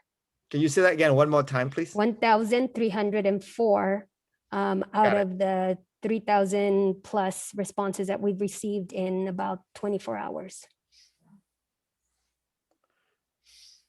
Yeah, so we're to your point, Mr. Doe, we're capturing that information right in the survey. No, I understand. I understand that you have started. We spoke about this earlier. I just want to know that the clocks when so that you'll be enough time to coordinate with the number of teachers to accommodate those students. Yeah, so they have until next, basically next Friday to complete the 26th to complete their survey. And then when we close it, we will then have the number of opt-in letters to be able to figure out, does that match up by site? And it will never be perfect to those teachers that have volunteered at that point to come in. So if I may, let me just clarify maybe the use of the word survey in this case. Normally, yes, the survey gives you a picture, a snapshot of a particular situation. In this case, what we've decided to do is, given that we knew some parents were going to select their preference, we wanted to make sure and create the survey that then, depending on how they answered to the first key questions, would then take them to another section within the survey where the actual opt-in letter would be, and they'd be able to access it as well as electronically sign it. And that would give us the numbers. And so the survey was created in such a way so that we didn't have to then go back and once again then burden our families with having to do either yet another survey or have to access the form. We try to contain it within this one same survey by not only asking the questions to get general numbers, but for those that actually expressed a preference to come for in-person, it actually took them to a section that they were able to access the opt-in form as well as electronically sign it. Understood. And then last Thursday, I just shared with you that since July, we've had an opt-in, we've had a MOU, a memorandum of understanding with our teachers union that clearly outlines when the county and the state says that we can be back in person, that we have a process for that to happen. Now with the incentive plan from the state, we have an opportunity to meet with ESSA leadership for problem solving on Monday to actually talk about how best to actually implement this, even though it's pretty clear what that process is. So we look forward to continuing that dialogue. Again, last week, the board approved the reopening plan that includes phase 3 and phase 4, with the significant difference being in the number of students on campus at any given time, and that's up to 1,000 at any given time. Because phase 4 would be a wide open, everyone back with vaccines widely accessible. But as I just mentioned earlier, we have a percentage of our staff that got their first shot, had their appointment, and now that appointment's canceled and they have to reschedule it. So what that looks like and the timing of that, I think we have to take that into consideration. Although CDC does not require vaccinations for in-person instruction. And then I shared this last week, unfortunately, the timing of it came right after the county offered the vaccines. And so this was an incentive plan from the state to try to get schools to open up sooner. And so if you're open by April 1st and you're supporting English language learners, foster youth, homeless, kids that are disengaged or do not have access to a computing device or internet, and that you offer also on top of that to one full grade level, then you're eligible to receive the new fund. And for East Side, if we were to open up by April 1st, it's $7.9 million. After that, it's a 1% loss each day that you're not open. And that's about $62,000 per day for the district. And if you're not open by May 15th, you lose all of the 7.9 million from your allocation come July 1st. Any questions on this slide? Chris, Yeah. for the 2 billion grant for LEA between April 1st to May, we already have a group of the most vulnerable, a group of students that come to our school. So the teacher or school can support them, like foster kids or homeless kids or ESL, right? So since day one of being in distance learning, we have opened up our facilities for those that do not have access to internet or a safe and quiet place. And we've had students at every site that have done that. The numbers have gone down the second semester because of the spike in January of COVID cases. In November and December, in phase 2, we had teachers that were volunteering and we had students that were on campus getting support right before the end of the semester. And if I recall, every site had at least one cohort there, if not more. That did not continue in January because of the increase of spike of cases. But we now have cohorts starting again under quote phase 2, leading towards phase 3. The challenge that we face is it makes it extremely hard to plan. And I think it also changes the perspective of a student and a parent when you say that we're making everything voluntary. If we were to say that the district is going to open up on April 15th or April 19th for any student that wants to come in for support, I think that would increase the number than just to say it's voluntary. But you can't do that if you don't know how many staff are going to be there. And or if the staff doesn't meet the limit of 1,000 students per school, then it makes it really hard to be able to get the true numbers of what you're going to be offering. Okay, so in that way, we technically we still have to wait the result of the survey from teachers. And well, I think for the most part, the teacher survey is pretty much, it's been a week, and I think those that are going to respond have responded. I think we also need to have our principals specifically reach out to their own staffs to see how many are willing to come in. But I also think as a district, we should take the stance and say that we are going to begin on April 19th, opening up our schools for up to 1,000 students who opt in. And all eligible staff. Eligible is a key word because we already have part of that defined in our MOU. And I think we need to expand it because I understand there's unique situations, but all eligible staff will meet with at least one stable cohort of students for 90 minutes, at least one time per week.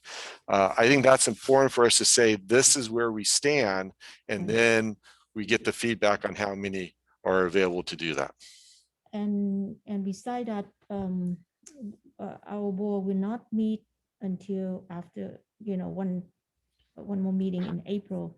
So what you bring in that we have to make a decision? Well, I think it would behoove the district to take a stand that we're going to open up. Our next official board meeting is, I believe, April 22nd, and then we have another one on the 28th. Yeah, that's be too late. What we're going to plan here. So that's what you look for tonight, the guidance or the decision from our board, correct? Yes. Okay. Any board comments from our board colleagues? I'm a little confused about something here because when you read the. You're on mute, I think, sir.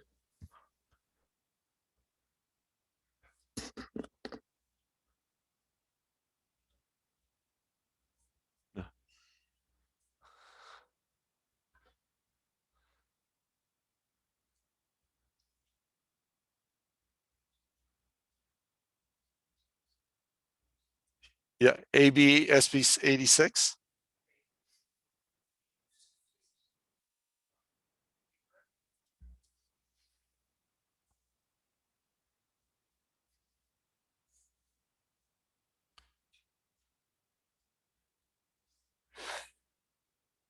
Yes, so April 1st is when you have to be open by. And if you're not open by April 1st, then it's a 1% deduction. And then if you're not open by May 15th, you lose it all. The reason, and right, and that's based on last week's conversation, and I should have been more clear. So April 1st is a Thursday. Friday is a holiday, so that doesn't count. The next week is our spring break, so that doesn't count as a 1% deduction. And so if we were to give another week to make sure that most employees had their second shot and 2 weeks after their second shot, then my suggestion is we start on April 19th. That would be 7 days, 6 to 7 days of a reduction of our allocation, but it would still be over the $7 million that we would be able to earn from the state.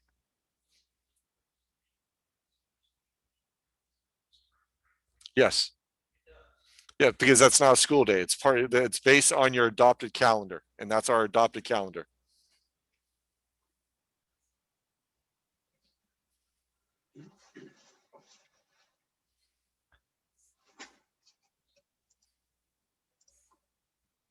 Yeah.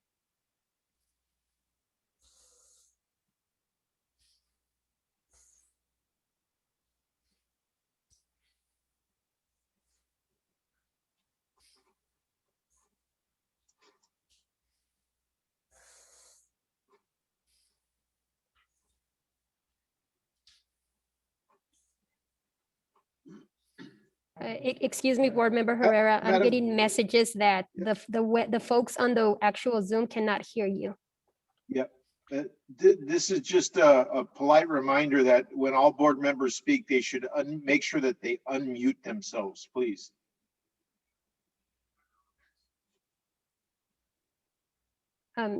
Is your microphone connected maybe, or do you have it accessible to that?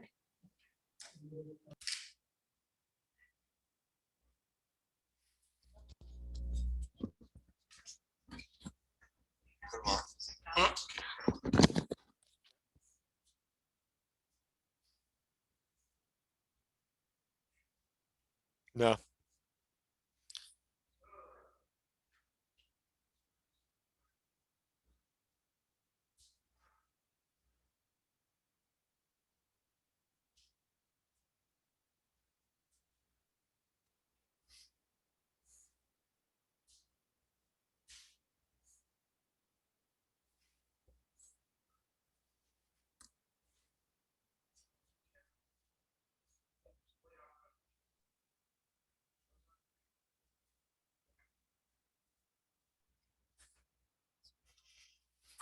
Well, I think I think Mr. Herrera, you can just take that out and then just be closer to your computer mic. Yeah.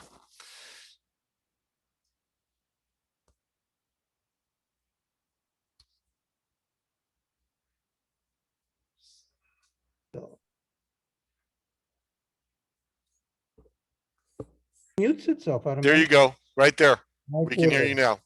Okay, well, I can hear you, that's for sure. All right.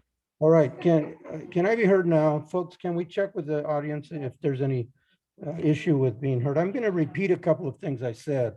for the sake of our listeners.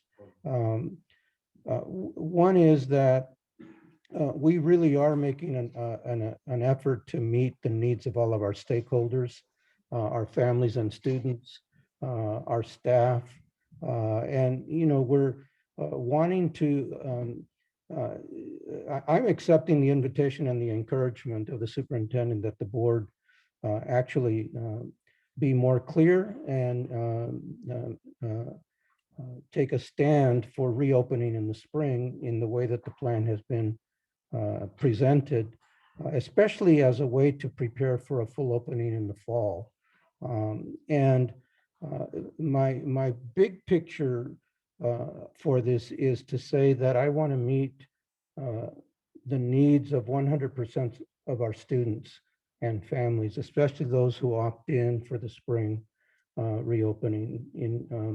And I want to meet as much as possible the needs of 100% of our staff.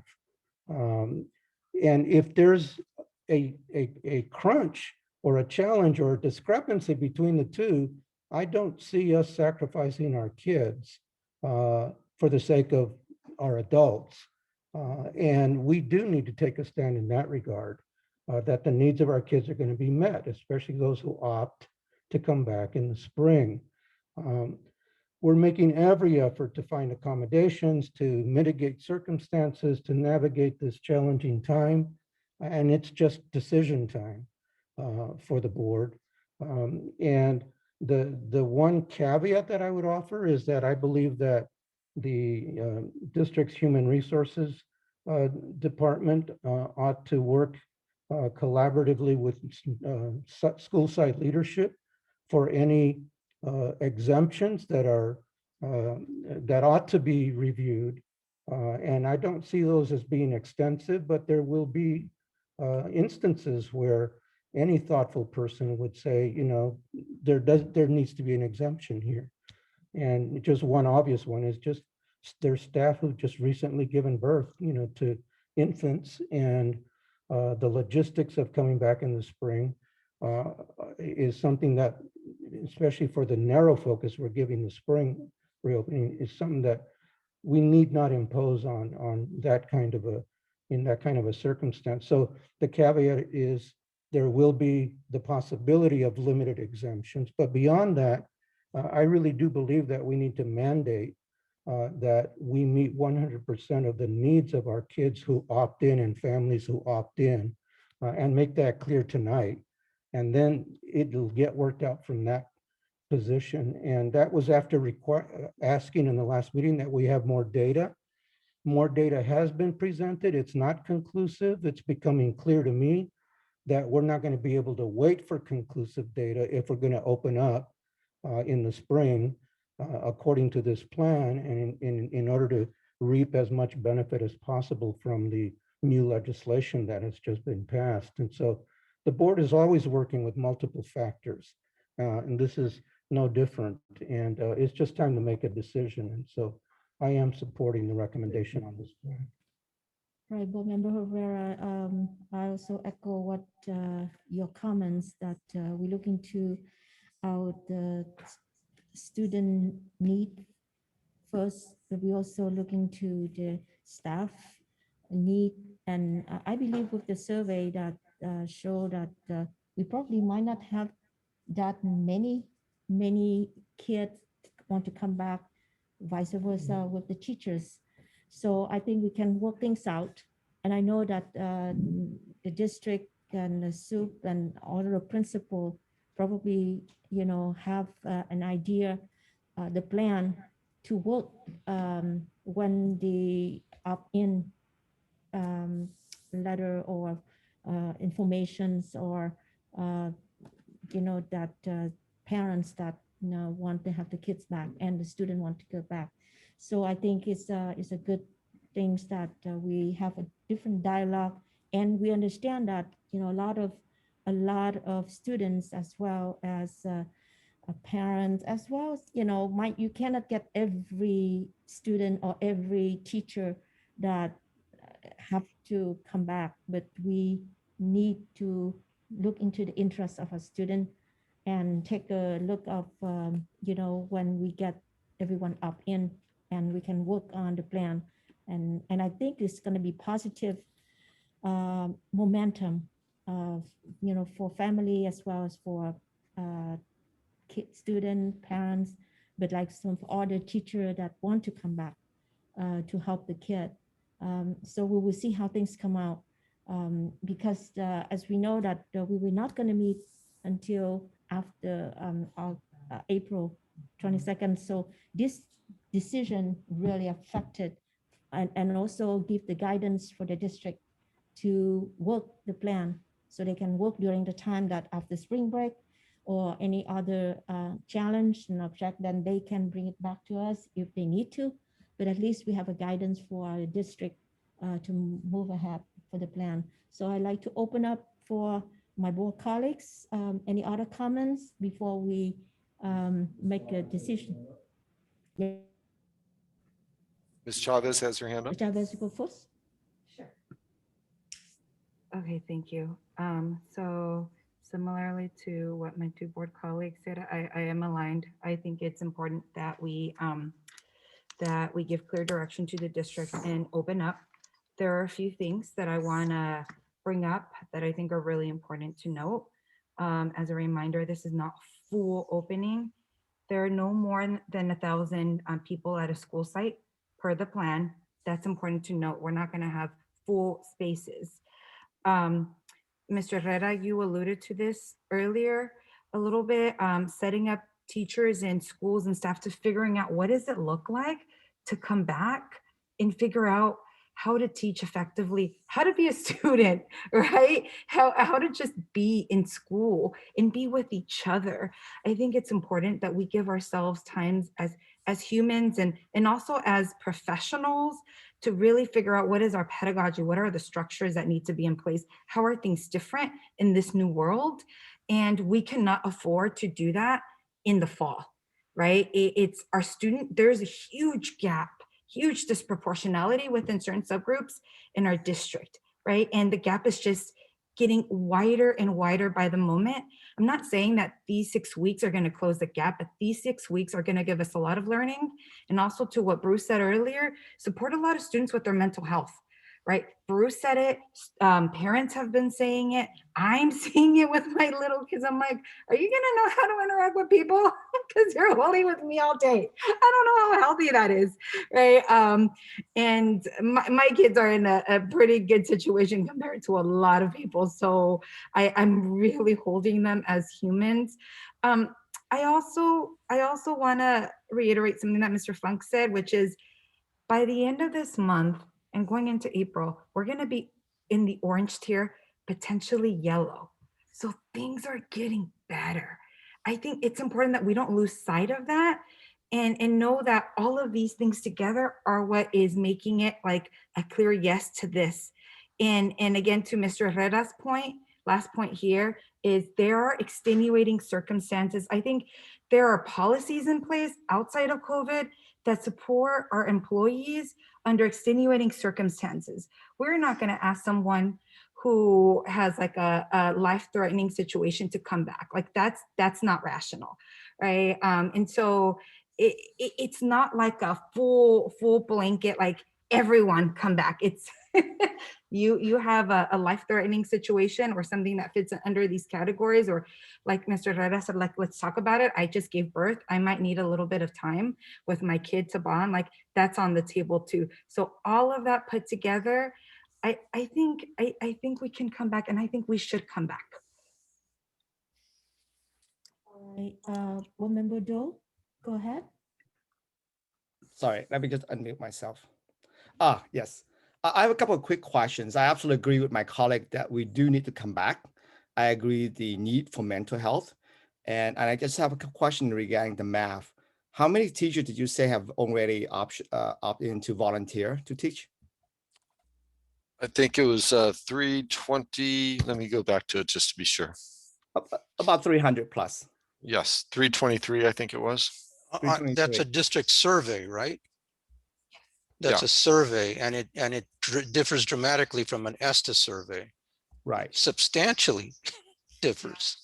Right, but I think there's also different mechanisms of who leading it versus us versus Esther. But also the timing, how long it takes for them to execute the survey. They may have been more time, and there might be some confusion about the mechanism of what we're doing, whether we're doing a hybrid or we are doing the in-person support. But having said that, and you said that there's about how many students have opted in based on the survey you have so far? About 1,300. About 1,300. Correct. Now, we allowed to have how many students per class? About 12 to 16? The most is 16, but 12. Is that right? It depends on the class size, but yeah, it'd be between, I think 16 would be definitely the high side. The high side, right? So if we have 300 teachers multiplied by 16, by my math, that's roughly about 4,800. If we have 12, that's about 3,600. But even we take the smaller numbers, 300 teachers multiplied by 10 students, for example, per class, because it may not be a one-to-one match, we're looking about 3,000 students that we can, at the very minimum, we can accommodate based on what the teacher already opt in, right? And the opt-in for teachers is not done yet. I know that they're still ongoing, just as well as for the student as well. So based on that math, we still have a great deal of capacity for more students to opt in. Am I correct? Yes. So based on that math, at this point, what is the rationale for making it mandatory when we already have the math at this moment, right? And of course, if the number change, we can always come back. But at this moment, what is the rationale for changing our vote from voluntary, which is the spirit of what we want to do, operate for both parents and for the students, parents, students, and teachers, to make it mandatory for the teachers? I'd like to offer a response to that. And that is that we're working within a tight framework to open by April 19. Initially, it was April 15. And there's such a fluidity, almost volatility in what the data indicates. If we had a 3-month lead time to figure this out and actually get the opt-ins solidly, registered families to having their students opt in writing or whatever the process is to formalize that. And if we had the time to then see among our staff, what would match that and where is the gap, which was initially what I was envisioning, but it's not working in the tight sprint that we have. That approach is not working. It's purely because of the lack of enough lead time. So the decision comes down to we either reopen or we don't. And if we're going to reopen, we need to set the standard that we're going to meet the needs of all of our kids and families who opt in at whatever point they opt in as of now or in a week or right up to the days before April 19. And that means staff has to know that the board has directed that we will reopen, and staff will need to meet that demand. And it's not going to be voluntary at that point. If we have 10, 12, 15 kids in a cohort and they need an adult, we need to let our staff know that must be met on our sites. And I don't know how else to explain it. We don't, if it was voluntary, it would, we would just need time to sort out what's actually true rather than what's indicative. So, yeah. Just Herrera, I absolutely agree with you that there need to be a lead time, which is what I said earlier, was that I was a little concerned, but if there was not a lead, and I know Chris kind of teased me a little bit on that front, but I absolutely agree 100% that need a lead time, but you need a lead time for both the students and for the teachers as well. If the parents want to opt in on April 19, that's a little difficult for the administration as well. That's why they put a clock on for March 26, which is, so that they can calculate that accordingly. And what the administration is asking for at this point is the ability to open on April 19. If our commitment is April 19, then stick to that commitment for April 19. The mechanism of how we do it, last time, we had a vote and there has been no change from the last meeting, which is only, a few days ago. there have been no material change on the facts. And simply because the concern that we may or may not meet, then let's figure that out, right? Figure out the mechanism and make it happen rather than changing what we already voted. Part of the material change that has occurred for me is that when we talked about it last time, what I was hearing from the ESTA report presented was the teachers in a survey saying in the 60% into the 70%, they were either extremely willing or willing, to return, and 40% of what data we had at that point, which is not much different this time, of students indicating that they wanted to come back in, on this plan. And that changed today with data saying that only 40% of our staff is willing to go and 2/3 are not. And even though the new data is still around 40% for students indicating, or parents, we don't know where that's going to go in the next week or in the next 10 days. And what's the date today? March 18. We're in the middle of March and we're talking about opening in 4 weeks. And one of those being a spring break week. So it's really, not much more than 2 weeks to ramp up. And I just don't think you can leave it that variable and that undefined without inviting a host of logistical challenges for a successful opening per this plan. So thank you. Board Member Doe, do you have any other questions?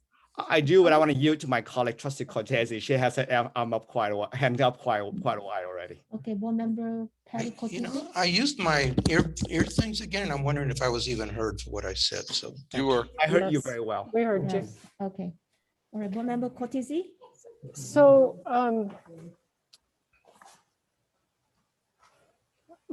when we left our meeting, okay, someone's unmuted because I can hear a really big echo.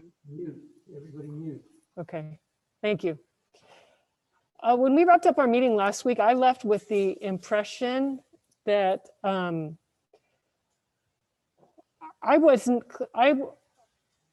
didn't think that we were actually voting on anything. I thought we were giving guidance to the administration to get some data for us, which they did. And I left with, let's see what the data says. If the data says that because I didn't want to solve a problem that wasn't there, right? If we didn't have very many students saying they wanted to come back, then why would we require all of our staff to come back? But we have sufficient students and sufficient parents who want their students to come back. And when I look at the overlay of where the teachers are and where the students are, and realizing that all that data isn't even in yet, and realizing what a conundrum it is to put that all together, I feel like we don't really have any choice, because we left our meeting last week saying, if students have a need, we will ensure that we fill it. And so I think that is where we are today. And I agree with the sentiments about, and I think the administration all along has been very accommodating to people with special needs, employees who have, extenuating circumstances, health issues. We should definitely take those all into account. But I think we have to prioritize the needs of our students. And, as I'm sitting here thinking, there's that quote from that film, if we build it, they will come. If we make this available, we just might get more students coming back and taking advantage of it. And then that will prime the pump for more of them maybe participating in summer school and even being ready for fall. So I think this is the right thing to do. So I'll be supporting it. Right, Board Member Doe, you have any Oh, no, comments? I yield to Trustee Chavez first before I respond to my colleague comment. I feel like a broken record, right? There has been a material change. Parents and students are actually opting in, and this is just the beginning. There's going to be more to what my colleague said. What is it? If we build it, they will come. Is that accurate? Yes. Yeah. So that's all. That's all. I think we have a public comments, Mr. Van der Zee. Please. Yes, we do. The first is from Sepida Gilbert, a parent. Thank you for saying, Board Member Herrera, that it's time to make a decision and we should not be sacrificing kids because of parents and teachers. The teachers wanted red tier, vaccinations, and money for safety measures. They have it all. Also, language should not be school is starting as optional, but school starting. You need these months to begin the process. We are moving out of the orange tier. Our children are suffering. Thank you. The next comment comes from Kevin Larson, parent. Here are some of my ideas to build equity in communities. 1, we need to check on ethnicity of all teachers and classified in Eastside Union High School District schools, maybe charters too. 2, we mandate that we do not hire any staff unless we have a lens on balancing ethnicity. 3, we have a lack of Sikh teachers and this area has many Sikhs. 4, I am assuming and do not know, but I believe every high school student needs to have a lens on hiring Black African-American teachers and office workers and classified. We especially need, in my view, more Black African-American teachers. So why do we not work from a college to Eastside Union High School District framework for hiring people of different ethnicities?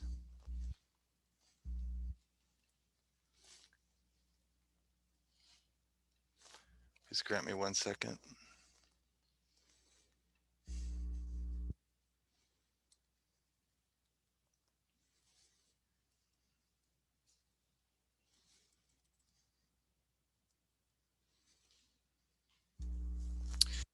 I think, and this can be checked, that the Supreme Court of the United States of America ruled ethnicity can be a factor in hiring. That's the end of public written comment on this item. Thank you, Mr. Vanderzee. I know that we've been discussed, but I did not hear from our Bruce Nguyen, student board liaison. And we also have a couple of hands from the attendees. All right, so let's hear from Bruce Nguyen first, then we open for other attendee. Yeah, thank you. So with the idea that, students with the highest needs coming back to campus, with the aid of, having teachers that are, willing to support these people, I'm totally on board with that, actually. I think that is a really equitable approach for those that want to come back and for those who need additional resources. So I don't have any resentments towards that. I think it's a good stepping stone for the district to learn for the next school year and to gain some information and data. So as long as that minority that wants to come back will be fully supported and with the necessary COVID supplies and everything, I don't see any obstacles. So yeah. Right, thank you, Bruce Nguyen. Mr. Chris Fung, any attendee? Yeah, Sai Charala, you're free to speak, please.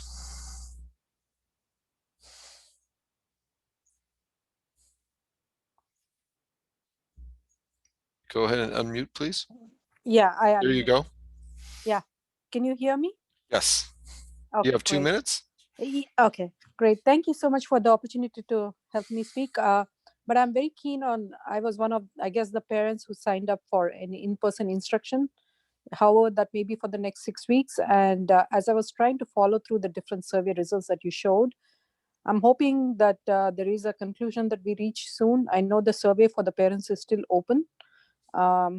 In my personal interactions with most of the parents, I find some of these results surprising, that there is far less people actually responding to these. But hey, whatever that may be, but I'm hoping that you at least address the kids that need to get back into school, because I seriously think it's becoming now, both a health issue to keep the kids at home in their pajamas the whole day, and, sometimes often enough sleeping through the class and missing the class. So I am all for coming back in person. I really want to voice that. Thank you for your time. Next, let's see here. Next is Jack Hammer. Jack Hammer is the president of the Teachers Association. Mr. Hammer, you have 5 minutes. Thank you for taking my concerns. I'm a little disappointed that our survey data isn't shown here. I know it was at the last board meeting, but what I think people really need to look at is if you notice your survey data, it doesn't mention anything about being vaccinated for the question that you have posed on the screen right now about whether you're willing to work with people or not. So under that assumption, then people very well could have chosen no a lot more than they had when our survey went out, because they're under the assumption that they're not vaccinated yet. And for the very reason that some people haven't even gotten their first shot, and the ones that have gotten their first shot have gotten their appointments canceled by the county to be relocated to Kaiser, where you can't even get an appointment with Kaiser. So there's a massive problem there. So, you know, I think not even showing that data and looking at that is definitely obviously pulling in a different direction for everybody tonight. And the bottom line is Trustee Herrera made some comments about this urgency to get it done. But when we're only losing $70,000 per day, which is 1% of the 7 million, I think it's better to make sure people get vaccinated before we decide any of this stuff. That's all that the teachers really ever wanted, was an opportunity to be able to get vaccinated. We all want to get back to school. And, you know, I understand there's a massive need for mental health services, probably on the staff side as well as the student side. The question is, where is our support staff to be able to handle all this when our kids actually come back onto campus? And we don't have that planned out either. So I think we need to think it out and not rush it, because then we've been rushing things lately, and look how it turns out. It doesn't turn out so well. Thank you. Sarah O'Connor, you're free to speak. You have 2 minutes. Hi, thank you. I was just making sure I could be heard okay. So I am a teacher at Overfelt High School, and I noticed a couple of logic inaccuracies that I'm hearing in this. I'm a math teacher, so when I hear things about data and just the misuse of data, I get kind of frustrated. So the survey that I was sent as an ESTA member just said in general, am I willing to return? It gave no sort of specifics. It just said, will I be able to return or willing to return in person? This specific data says, am I willing to return once to 3 times a week for 90 minutes? Those are 2 very, very different questions and should not be equated to each other. So I'm a little frustrated that those 2 questions are being sort of conflated and compared, because those were 2 very different things. Yes, I can totally understand more teachers being willing to do this option than just coming back in general as a vague idea. Another problem that I'm having is something that board member Doe brought up, was that the data is showing that we do have a population that is willing to return, and we do have a population of teachers that are willing to assist them. Why then, if those numbers are showing that they are matching, are we forcing the other potentially 60% of teachers to also return? The majority of teachers are saying they are not comfortable returning yet, whether that be for themselves, their partners, their families. The majority of us are saying we are not comfortable with it, but there are a population that say they are. Let them fulfill that, and the numbers are matching. When we're saying that there's not a possibility or that there's going to be chaos at the higher levels, let the schools handle that. How Evergreen handles that is going to be different than Overfelt handles that, how different than YB handles that. Let it be voluntary. There are teachers who are saying they're willing to. It will cover them by the numbers, so let that just happen. The last thing that I wanted to say is that when we looked at the parent data, 21% of that parent data came from Evergreen alone. Only 100 Overfelt parents represented part of that data. That is overwhelmingly skewed towards one school, and one school that is affluent or extremely more affluent than any other school in the district. So to say that we are accurately representing what our parents really want is completely false. So I just want to make sure that our schools are handling our data better than the actual district is. That's all. Thank you for your time. Julio Pardo, President of the Classified Association, you have 5 minutes.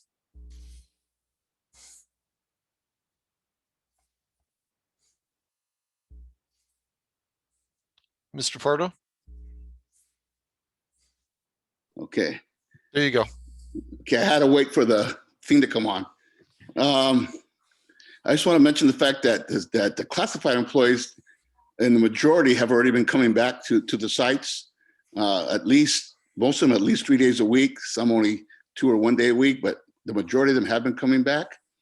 The one thing that would have to be worked out with is probably the paraeducators if something was done regarding the special ed classes to help out in those classes if we were asked to come back. I don't know what would be required there. So if we're allowed 12, and Mr. Funk, you have to answer this one. When we say 12 students, that means 14 people per class, which means there could be 2 adults and 12 students, or does that mean just 12 people total? It's 12 people total. So for the special needs class, we might have to split them a half day, half in the morning, half in the afternoon, or half one day, half the other day. Understood, which would mean that if the paraeducator was there, it'd be the teacher, the paraeducator, and a maximum of 10 students then. That's correct. Okay. Just I have to thank Mr. Hamner. We took some of the questions from his ESTA survey, and we've put that out to many of our people. We want to see how they feel about coming back. So I'm for coming back. Personally, I have been coming to the school myself to help out with some things there, but not all the people feel comfortable doing so. And so this is a really tough one. I don't want to force people to come back. I would encourage them to come back. We're thinking that a lot of people, if they got the vaccines, would probably be willing to come back. But at the same time, there are people that don't want to take the vaccine for whatever reason they have, personal, religious, whatever. So that would be a concern also. But one thing I would ask the board to remember this, 3 times we tried to reopen this district up, and during holidays and such, surges come and changes are made right away by the county. So yes, it'd be nice to open April 15th. We'd all like to maybe open April 15th for whatever reason. But don't forget, we're gonna have spring break. A lot of other places are having spring break. A lot of people are getting together right now, and there could be problems in the future with the spread, especially with the variants. So I'm hoping the district thinks, what happens if we open up and all of a sudden 2 weeks later, there's another surge within the county? Thank you. Thank you. Wendy Stegman, you're free to speak. Thank you. I don't know if most of you remember Don McKell. He used to indicate that most board decisions were ready, fire, aim. And this is another one of those. If you're talking about hybrid education and bringing teachers back in, you're talking about there are going to be kids still on virtual learning. So are you expecting people to do virtual and in person at the same time with no time to prepare anything? This is crazy bananas. This has not been thought out, or it has been thought out by people who have not been in a classroom for a very long time and people who have not done this kind of work. This is a different time. I'm having trouble even getting 10 students who want to come to a cohort that I have starting next week. I have had my second shot. I was really lucky. They were practically closing down around us as I got my shot. Teachers are being notified all over the place that they are not going to get their second shot and go try Kaiser. There's a great deal of distress in the community, but I think a few vocal parents do have a good point, but they also need to understand that they don't speak for everyone. And there are a lot of parents who are very, very worried. And there are a lot of our kids who have had to get jobs now during this time to help keep the family afloat. And they don't want to come back. They need to pay the rent and put food on the table. We've got kids in all kinds of different situations. And maybe what we need to be doing is offering parenting classes so the parents can help their children better. And I've been saying that for a long time.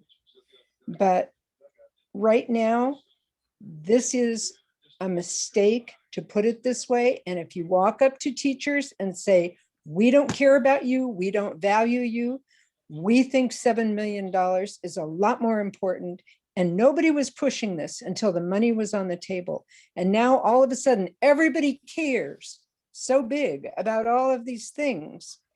Your final thoughts, please. I'm disappointed in the board. I'm disappointed in admin. I'm disappointed that we're not doing the best for kids. We're doing the best to get the money. Thank you. Thank you. Last one is Mama Jamma. Thank you. You're free to speak. You have 2 minutes.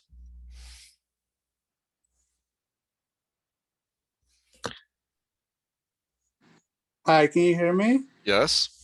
With all due respect, I want to thank the members who are in favor of bringing, or at least allowing the kids who want to come in to come back. I do believe that once you build it, they'll come. If you make it voluntary, what's going to happen is that many teachers are going to come back and say, well, it's voluntary. Why would I go back?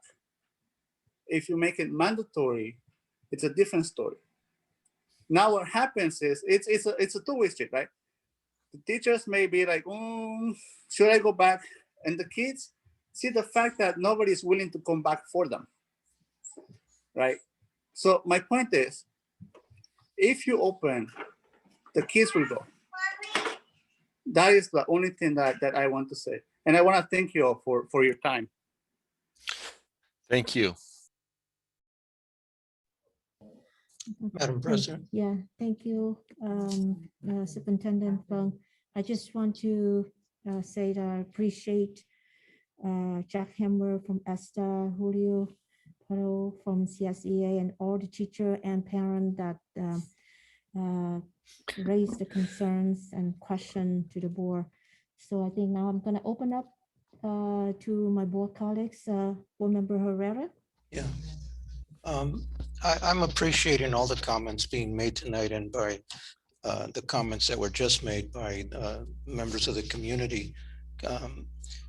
Can I be heard, by the way, because I'm back on my, and I'm wondering if my audience can hear as well.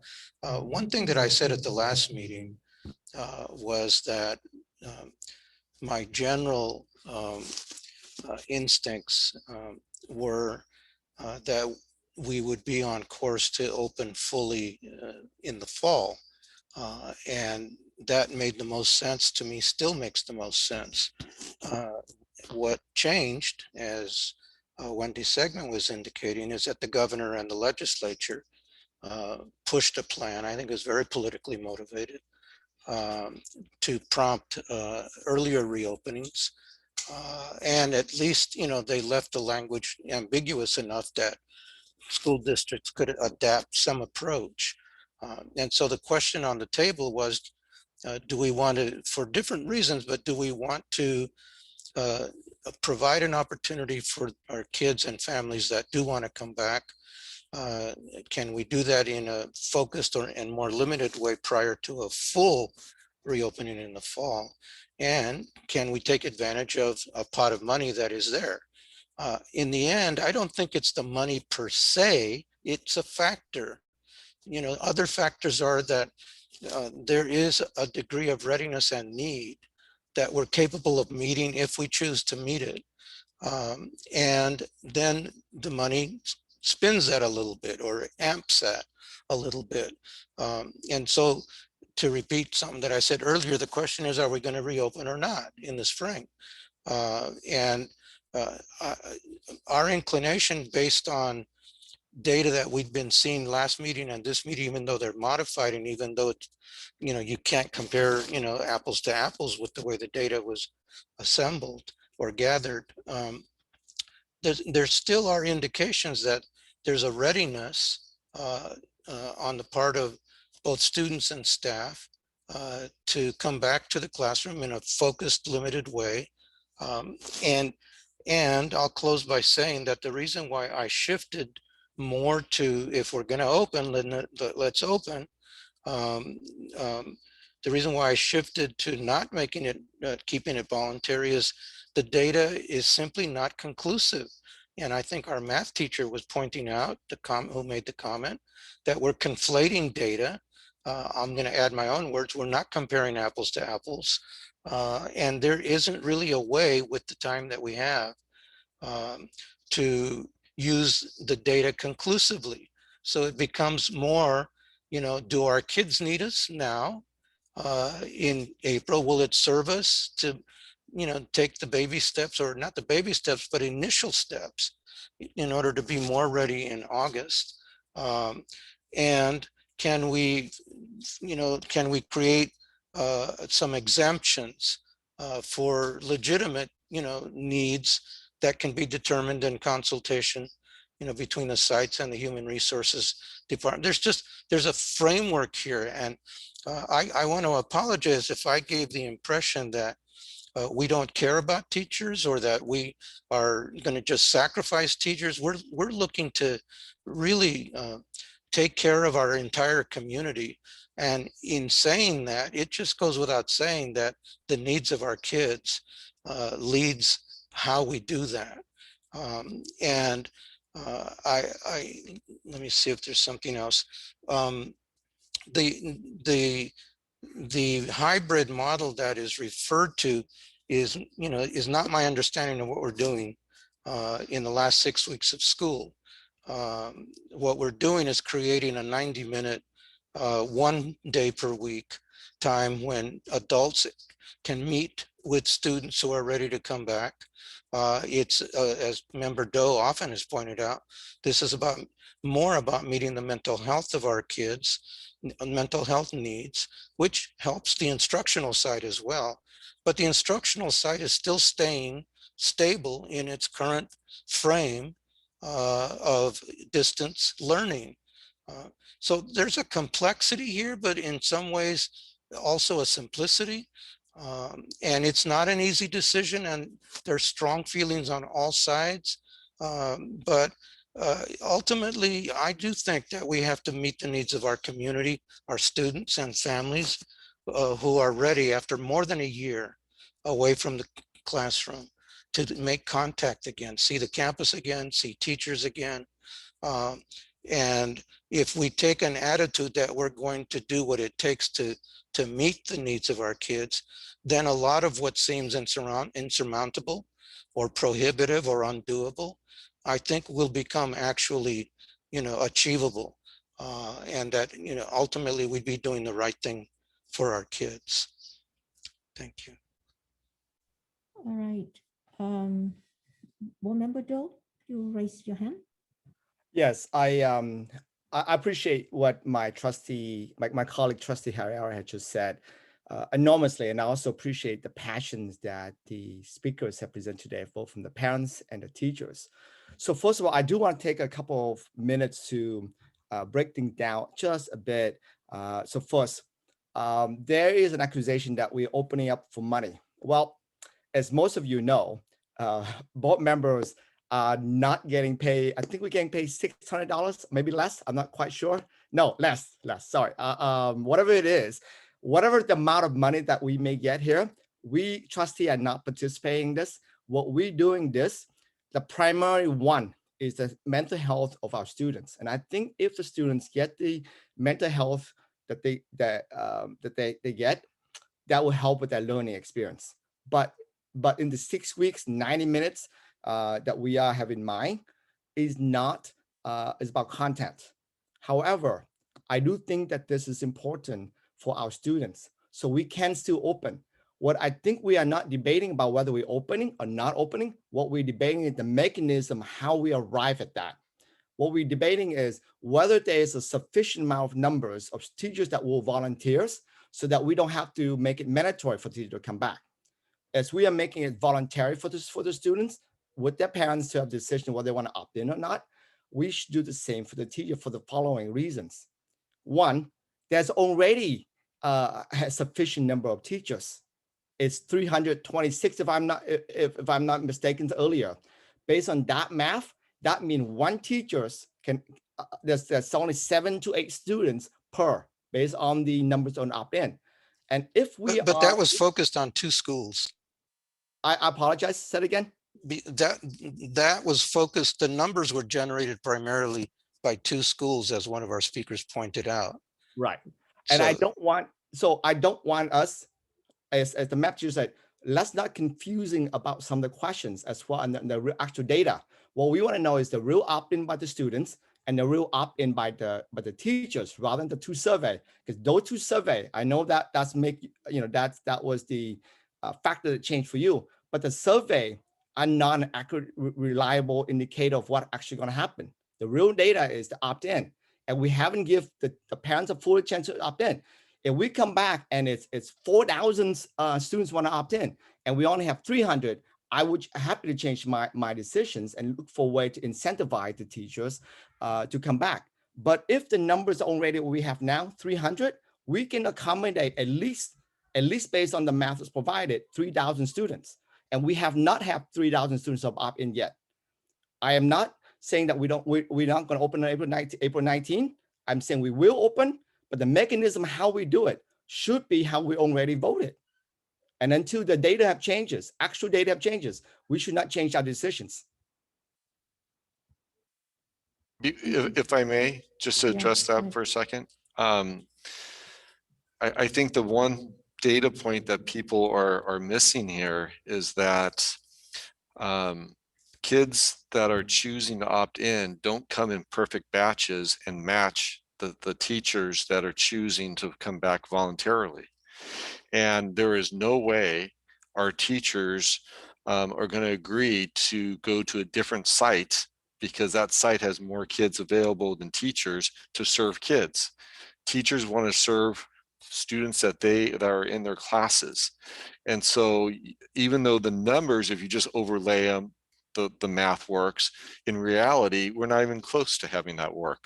And so until if we say that we're going to serve every single child, we need to know that we have the staff to do that. And then if a particular staff member, because of an exemption, doesn't, then unfortunately, that student won't get support from that teacher, but hopefully one of their 5 other teachers will be able to serve them. So we can't just say that the overlap, it works. That's not how schedules work. And that's I want not. to acknowledge that part, by the way. I Sure. think I acknowledged that in our previous meetings, in our closed session. So I just want to take this moment to acknowledge, and I absolutely agree with you. It is not going to be a one-on-one match. It will be very, very difficult because I know the math purely works, but it may not be exact. Would you be comfortable, Chris, or the administration comfortable in this particular? All students who wish to participate in a 90 minutes cohort will be allowed to, eligible staff, and as we define eligible staff, minus those who have medicals and underlying health issues and etc., and also students that they can't do it, all eligible staff will meet with students in so much as the demand require. So this will meet all the what you're looking for. Would that be satisfy that requirement? That is what this recommendation is. Okay. So, but the A has to be happen to the B. The supply, that's the demand. The number of the demand has to come first before we make it mandatory. Well, what we're saying is if the board agrees with this, then there's a framework to work from that if there's an exemption needed, that exemption is going to be there. And that we have the greatest framework and freedom to actually serve all the kids that want to come back. Oh, I'm in 100% agreement to serve all the students that want to come back. The issues we have is the mechanism with step A, B, and C happen, which is what I'm hoping that we take as much step as we can to get the volunteer first before we get to the mechanisms of, the volunteer first, and then perhaps incentivize, and then the potential mandatory if that's still necessary.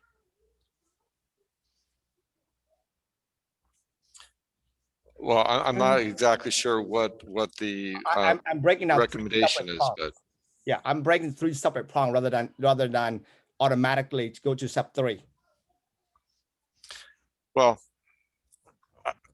again, as staff, I'm asking for as much flexibility as possible with the understanding that in the last year, this board and the previous board, through the emergency resolution of COVID-19, has given the superintendent authority to make decisions related to schooling under COVID-19. And I think I've demonstrated, and staff has demonstrated, that we have put the health and safety of our staff and our students first. And that we have worked collaboratively to make sure that those that had special needs, that they were not required to come into the campus. They were not required to teach distance learning in the classroom. So I would just hope that this board understands that with the framework that Mr. Herrera laid out, that we would work together with ESTA, work together with CSEA, identify some exemptions, and reduce the number of teachers that do not need to be on campus as soon as we understand how many students need to be served. I'm just asking for that flexibility and that trust. And that's what we've been talking about tonight.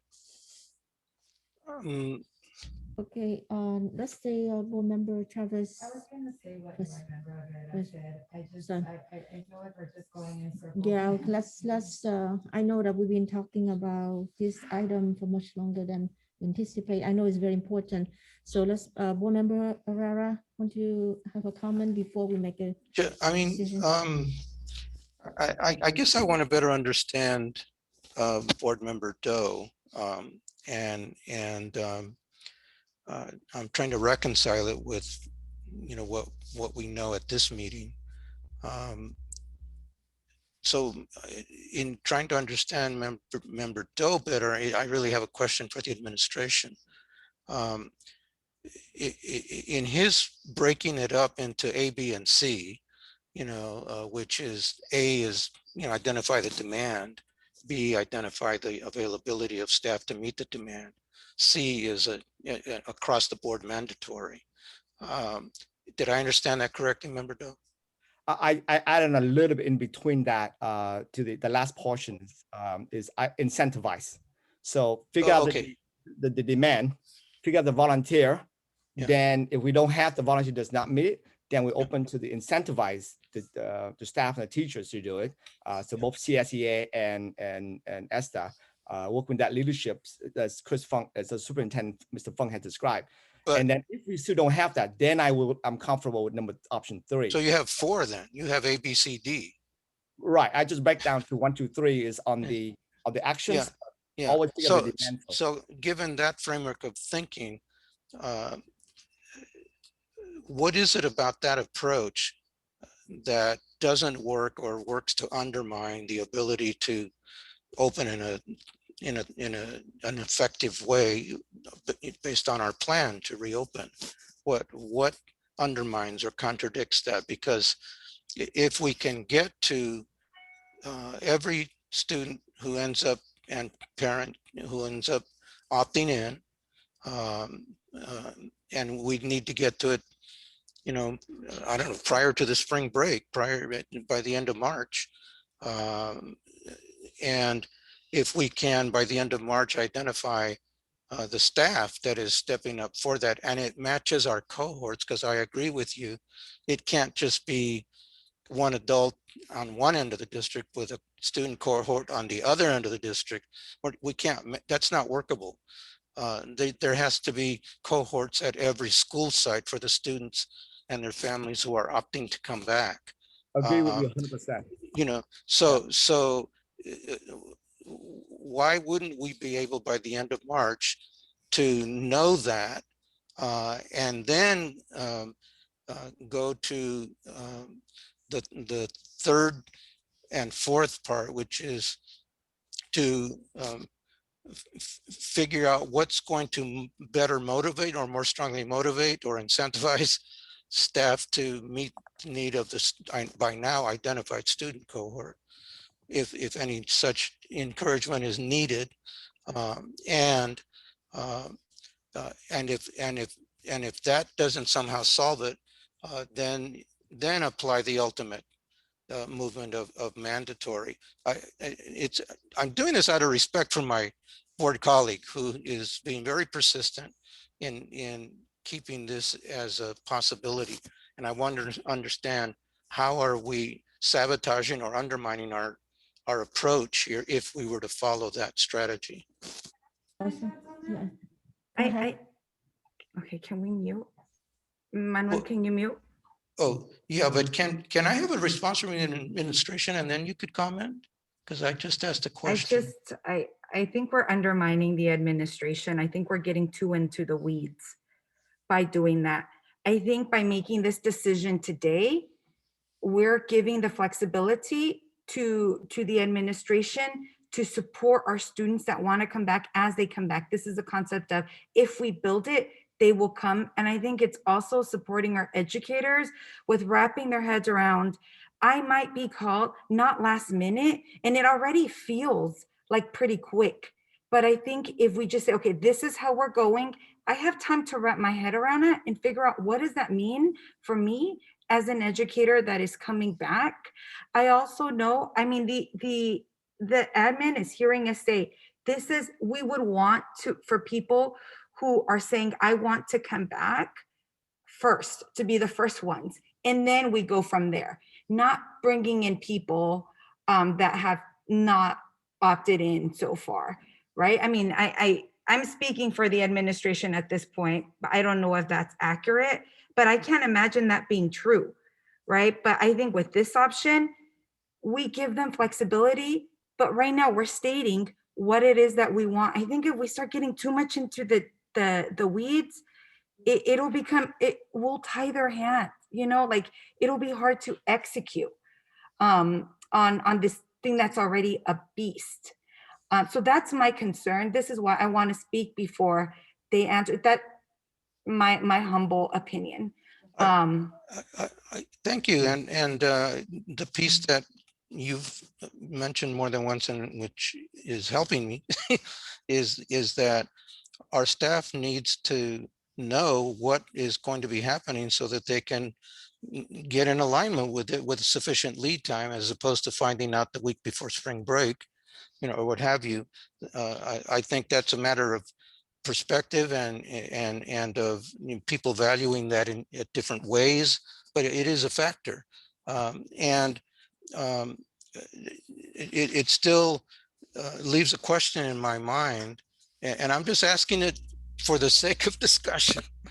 You know, what is it that is undermined or becomes unworkable if we were not in the framework? Excuse me, if we were following a framework such as Member Doe is putting forth, because it still leaves us with mandatory. Mandatory has not been subtracted, but it may create, in fact, as Member Chavez just said, and she has experience as being a principal as part of her educator career. So yeah, let's just get a better understanding here. So am I on mute? No, thank you. So I appreciate everyone's comments, and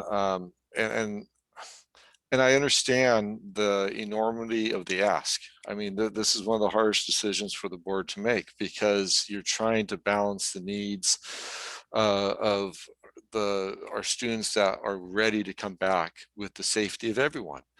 And I'm simply believe that we just need clarity, and to be as simple in that clarity as possible, so that staff, students, and parents understand what that clarity is.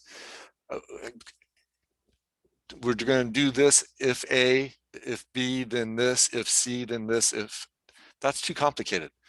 I'll guarantee you I mean, if some of the comments were made tonight that they think we're coming back to hybrid, but when the proposal, the survey was very explicit, 1, 2, or 3 cohorts for 90 minutes a day, 1, 2, 3 days a week during tutorial, it's very clear what we're asking. And so the hybrid question was only to give data to the state around SB 86. So I'm just asking for a very simplistic framework that, and the trust that we will work to make sure that if a teacher has an underlying health condition, if they have some type of reason that they shouldn't be with students, or if a particular site has 60 staff members and they only need 30 to meet the needs of the kids that want to opt in, then those other 30 won't have to be there. Okay, that's the first time I've heard that tonight, or even in the last meeting. And that's an important point, because what it has been sounding like is that mandatory equals 100% of staff returned, and then we'll see, what we need or don't need, and you'll still be required, kind of a thing. But you just said something that is Well, we an start important with, distinction. yeah, we start with 100% of staff. Yeah. And if we only have enough students and those students can be met with 50% of the staff and those 50% of the volunteers, then it's solved at that school. Okay. But at school B, we might need 100% of the staff. Yeah. It's not going to be equal from one site to the other. And that's why it's got to be mandatory so that we can build it As a starting point. As a starting point. And then we work backwards. Okay. Really, it's a different way of saying, what we've been saying is, we've got to prioritize our kids.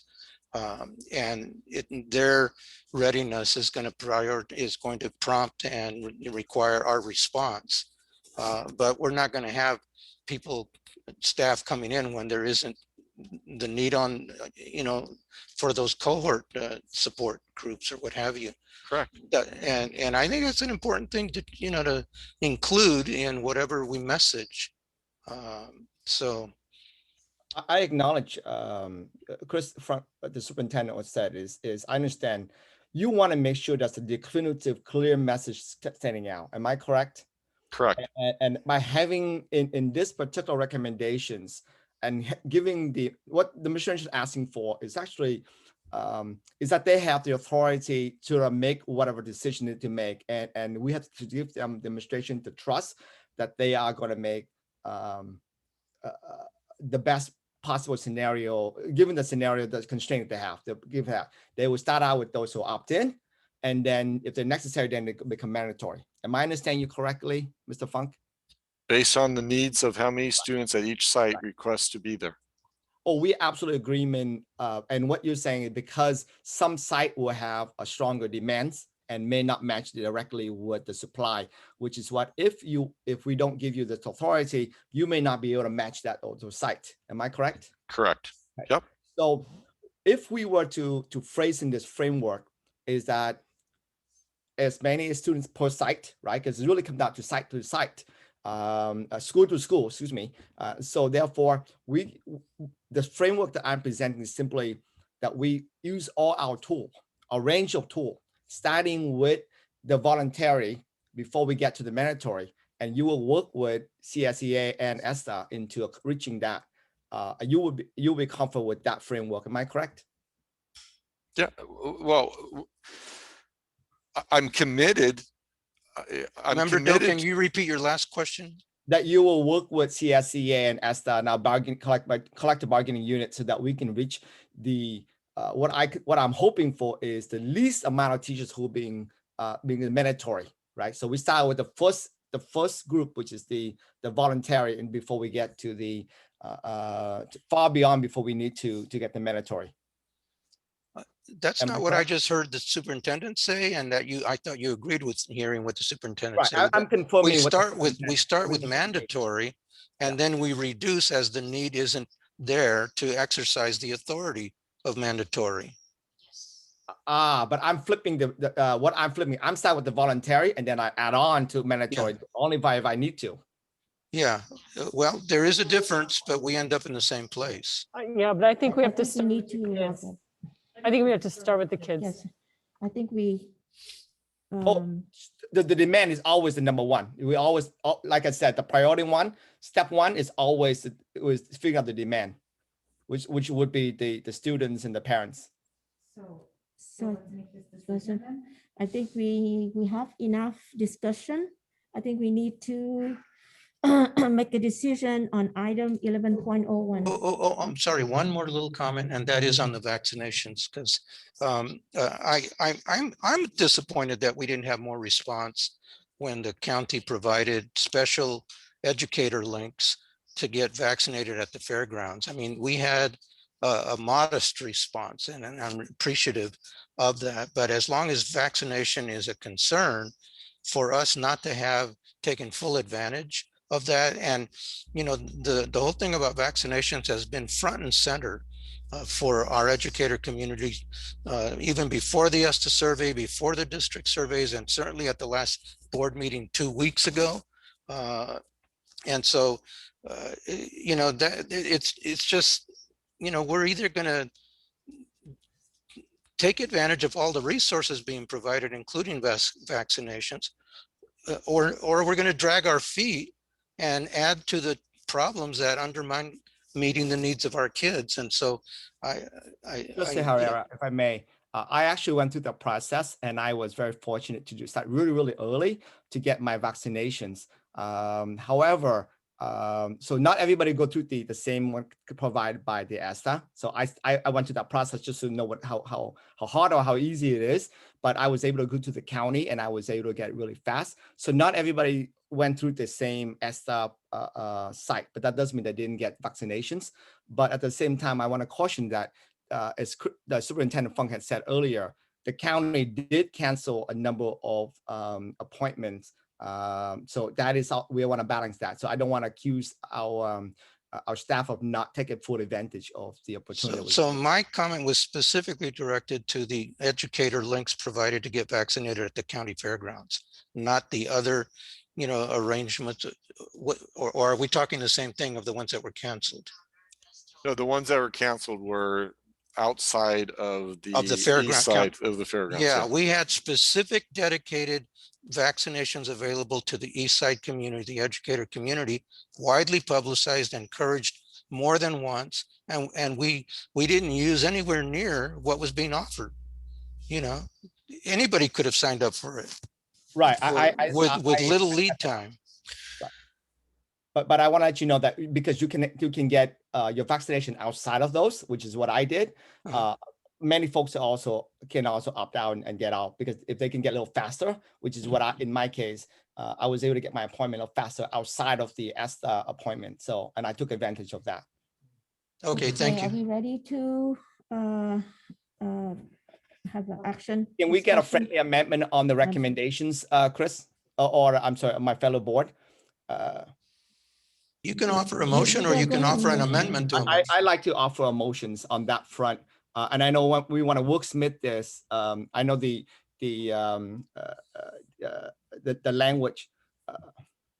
So beginning on April 19, 2021, Eastside Union High School District will open up our school up to 1,000 students per school who opt in. Wait, let me see how I can phrase it.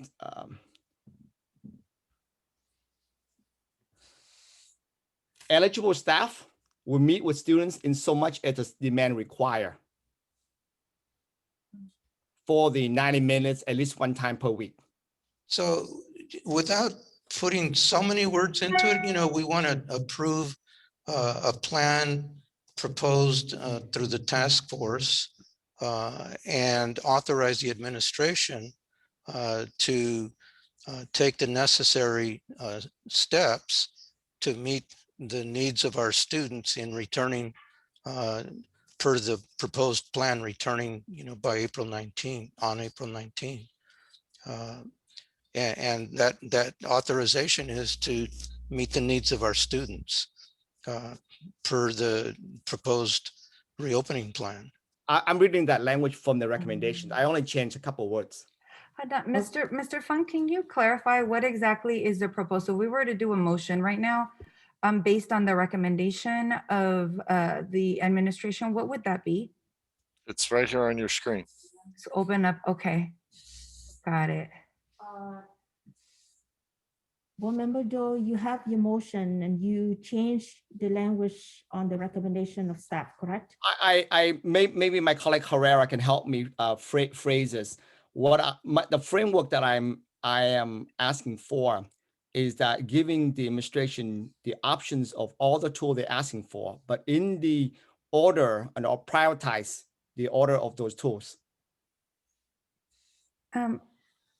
Rogelio, I have a question. If I want to make a motion of what's here, but there's another motion on the floor, how does that happen? Like, how do we? Well, there's no second on the motion, so it's not an active motion.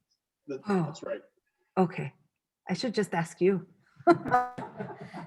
Okay, so Board Member Doe, you have a motion. I open up for my board colleagues to have a second. If not, then this motion die.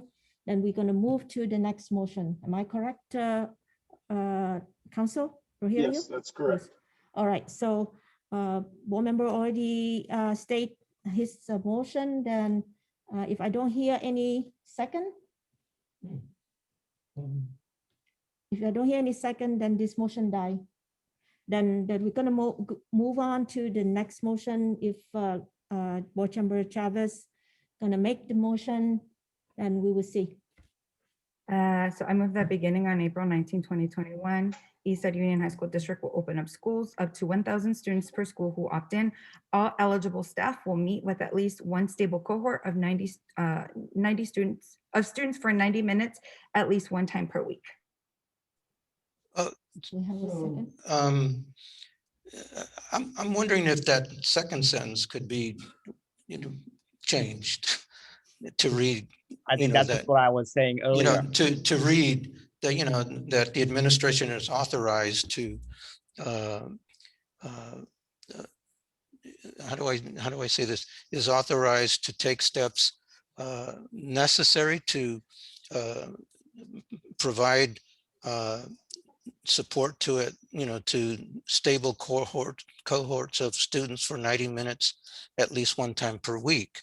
And what that authorization says is we're going to have adults available to do that. Does that? No. I think that makes it more complicated. Honestly, I think that we just keep it. Let me get off mute. I think that makes it more complicated and confusing. I think we've been pretty clear with staff on what our hopes are, and this just makes it clearer. And we know that if it's not necessary for all staff, from that school site to return, we're going to start with the voluntary, as they meet students' needs. That second sentence is actually absolute.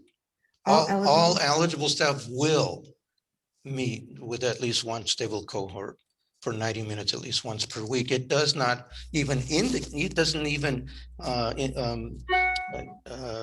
imply, it doesn't even imply what Chris has clarified, that if we don't need them, we're not going to use them. But that might be the true case for certain sites. So it would take away from that, is my concern. If we don't have that there, I think this. What about all needed staff will meet with at least one cohort for 90 minutes needed? That gives authority. That gives, Okay. How about I make it even simpler? Okay, let me ask this. Okay, Board Member Chavez has a motion. Who seconded this? No, nobody seconded. Okay, then that motion die. Then we're gonna go to your motion, Board Member Herrera. So will you state what your motion is? well, I'm thinking out loud here. That second sentence, for me, could read, all needed staff will be mobilized to meet the needs of all needed staffs will be mobilized to meet with at least one stable cohort of students for 90 minutes at least one time per week. Eligible and needed. Eligible Okay, and all needed. eligible and needed staff will meet with, will be mobilized to meet with at least one stable cohort of students for 90 minutes at least one time per week. So, okay, all eligible and needed staff will be mobilized to meet with at least one stable cohort of students for 90 minutes at least one time per week. Just Sahara, can I make a friendly amendment? Okay. Oh no. So wait. Let's time. Wait. So wait. Remember, wait. Chavez says she'll go with that. Don't mess it up, Doe. Okay. Don't mess it up. Don't mess it up. Don't get it more confused. I'm gonna That's make what it we're- beautiful. Okay, I think let's- even more simpler. You want simple? I give you simple. No, we like okay, this. wait, we wait. got the. Let's time out. Let's time out. Okay. Come on. All right. Board Member Herrera, state your motion again. Okay, the Then motion we- is that the board beginning on April 19, 2021, ESUHSD will open up schools up to 1,000 students per school who opt in. All eligible and needed staff will be mobilized to meet with at least one stable cohort of students for 90 minutes, at least one time per week. Okay, who's second? Friendly amendment. All right, board members Chavez second. I Now, second it. board member Doe. I'd like to make a friendly amendment, very similar to what you said. Eligible and needed staff will meet with students as much as the demand require. I reject the amendment. I don't think it really adds anything. Okay, board member. Eliminated because board they member- added that the demand, based on the demand, as many students are required. Well, that's what the word Well- needed means. All eligible and needed staff is Okay. about demand. Okay, board member Doe, you amend the motion, but I don't hear any second, so that motion die. We go back to. And also the maker of the motion has a prerogative to accept or reject an amendment. Oh, okay. Reject. You know, I'm comfortable, eligible and needed. Those are important, and I'm comfortable with that. Oh, okay, so. So is he the official maker of the motion now? Okay. I'm the Wait, maker of the motion. We have the motion from board member Herrera. But wait, I'm sorry. And seconded by member Chavez. Second motion from board member Chavez. Then we need. Trustee Herrera, I'm sorry, I to- have a question for you first. To do the roll call, right? Rogelio? Member Doe has a question. I have a question. Do you Okay, require the all if you already say eligible and needed? So only those who are needed, then there is needed. Because if they're not needed, they're not eligible, they're not all. Well, it is all. It is all. This is all. Because it correlates to, But needed. So only those who are needed. all eligible and needed. I want to thank you for your questions, your I yield. comments, member Doe, and I'm I ready to yield. vote. Dang, Okay, I'm done. He said he's done. Done. Okay, let's say that, All right. okay, we state the motion, no other amendment, correct? Board member Herrera, second board member Chavez. Roll call, please. Mary Gillen, Student Governing Board Representative Bruce Wynn, how do you vote? I approve. Thank you. Board roll call vote. President Lay, aye. Vice President Herrera, Aye. Clerk Chavez, Aye. Member Cortese, Aye. Member Doe. First, before I vote, I just want to express my thanks for my colleague for allowing me to express and be very persistent on this issue. So out of respect for all my colleagues, and I will vote yes along with my colleagues. Thank you, everyone. Let's move to item, well, we have only, 9:43 right now. So I hope that we will have enough time to finish our agenda. So let's move to 11.02, discussion and action to adopt resolution number 2020-2021-25 in support of local government action to prevent and reduce youth tobacco use through tobacco sales restriction, including sales of flavored tobacco products and reducing density of tobacco store. Board member Patty Cortese. Yes, this is a, oh, who's not muted? This is a resolution. Thank you. This is a resolution that was brought forward by a group that was working to get a statewide ban on flavored tobaccos, particularly in e-cigarettes, but they're including menthol as well. That was not successful, and now they're trying another strategy, which is encouraging local jurisdictions to ban the sales of these flavored tobaccos. And I don't think this board needs to be convinced for too much longer about the danger of youth getting engaged in smoking tobacco products or any products. So Offer the motion. Over motion. Second. Okay, board member Patty Cortese. Okay, as a first motion and second by board member Doe. A roll call, please. Ms. Mary Gillen, Student Governing Board Representative Bruce Wynn, how do you vote? I approve.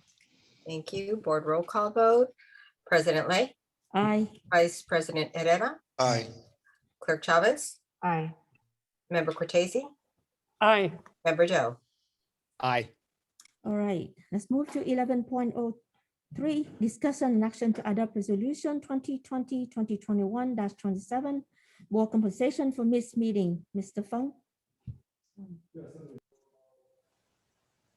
Under board policy, the Board of Trustees receive a monthly stipend, and it's prorated across all board meetings.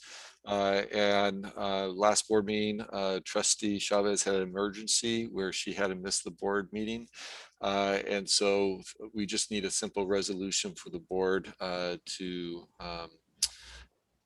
in fact, officially excuse her from that meeting so that we don't have to change the prorated stipend amount. I'll move to I'd like to approve. make the motions. Oh, so.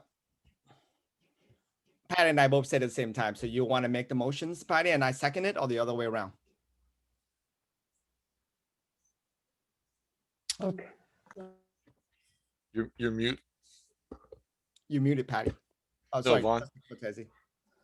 Thank you. All right. Okay, let's first. Board President, Yes. I just want to, Member Chavez should not vote on this item. Okay. All right. Thank you, Council Rogelio. So let's roll call, please. Mary Gillen, Student Governing Board Representative Bruce Wynn, how do you vote? I approve. Thank you. Board roll call vote. President Lay, aye. Vice President Herrera, Aye. Clerk Chavez abstaining, Member Cortese, Aye. Member Doe. Aye. Thank you. And you got the first move this item, and the second is from me, correct? All right. Okay, we move to adopt to 11.04, discussion and action to adopt proposed amendment to 2021 board member calendar. Mr. Fung? These are just changes that the board made for their April board retreat. meetings. Oh yeah, for board retreat. I need a motion. I'll move to approve. Second. Second. All right, thank you. Board member Cortese first move, and second board member Chavez. So let's do roll call, please. Mary Gillen, Student Governing Board Representative Bruce Wynn, how do you vote? I approve. Thank you. Board roll call vote. President Lay, aye. Vice President Herrera, Aye. Clerk Chavez, Aye. Member Cortese, Aye. Member Doe. Aye. All right, I know that item 12.01 will take 15 minutes. I would like to defer this item to the next board meeting. Is it any problem? Which one? 12.01 for discussion action adopt resolution for state seal of civic engagement. I think it's going to take 15 minutes, so I think we can move to the next board meeting. I think it'll take 2 minutes. Well, the resolution though doesn't get impacted until next year anyway, so moving to one board meeting, I don't think is a problem. Okay, because I think they have a presentation also about No, the presentation is just for information. It's actually the Yes. criteria set forth by the State Board of Education. Right. And so I just included it for reference. Can we just move for approval? Uh, Like get a brief description if we don't want to spend that much time? no, the rest of the board. We have a lot of room to pick it up at the next meeting. It's Yes. not a big deal. No. So let's move to the next meeting. As we're not affected anything at all, correct, staff? Okay, so let's move to the next board meeting, please. Not only that, but this is an item that our student representative brought forward. And so I would hate to sort of cheat the discussion because we're up against a timeline when it doesn't even get implemented till next week. So I mean, next year. So I would say, let's move it. So we can give it some, yeah, thank you. So Council Rogelio, so I do need the motion to move it to the next board meeting, correct? No, you do not necessary.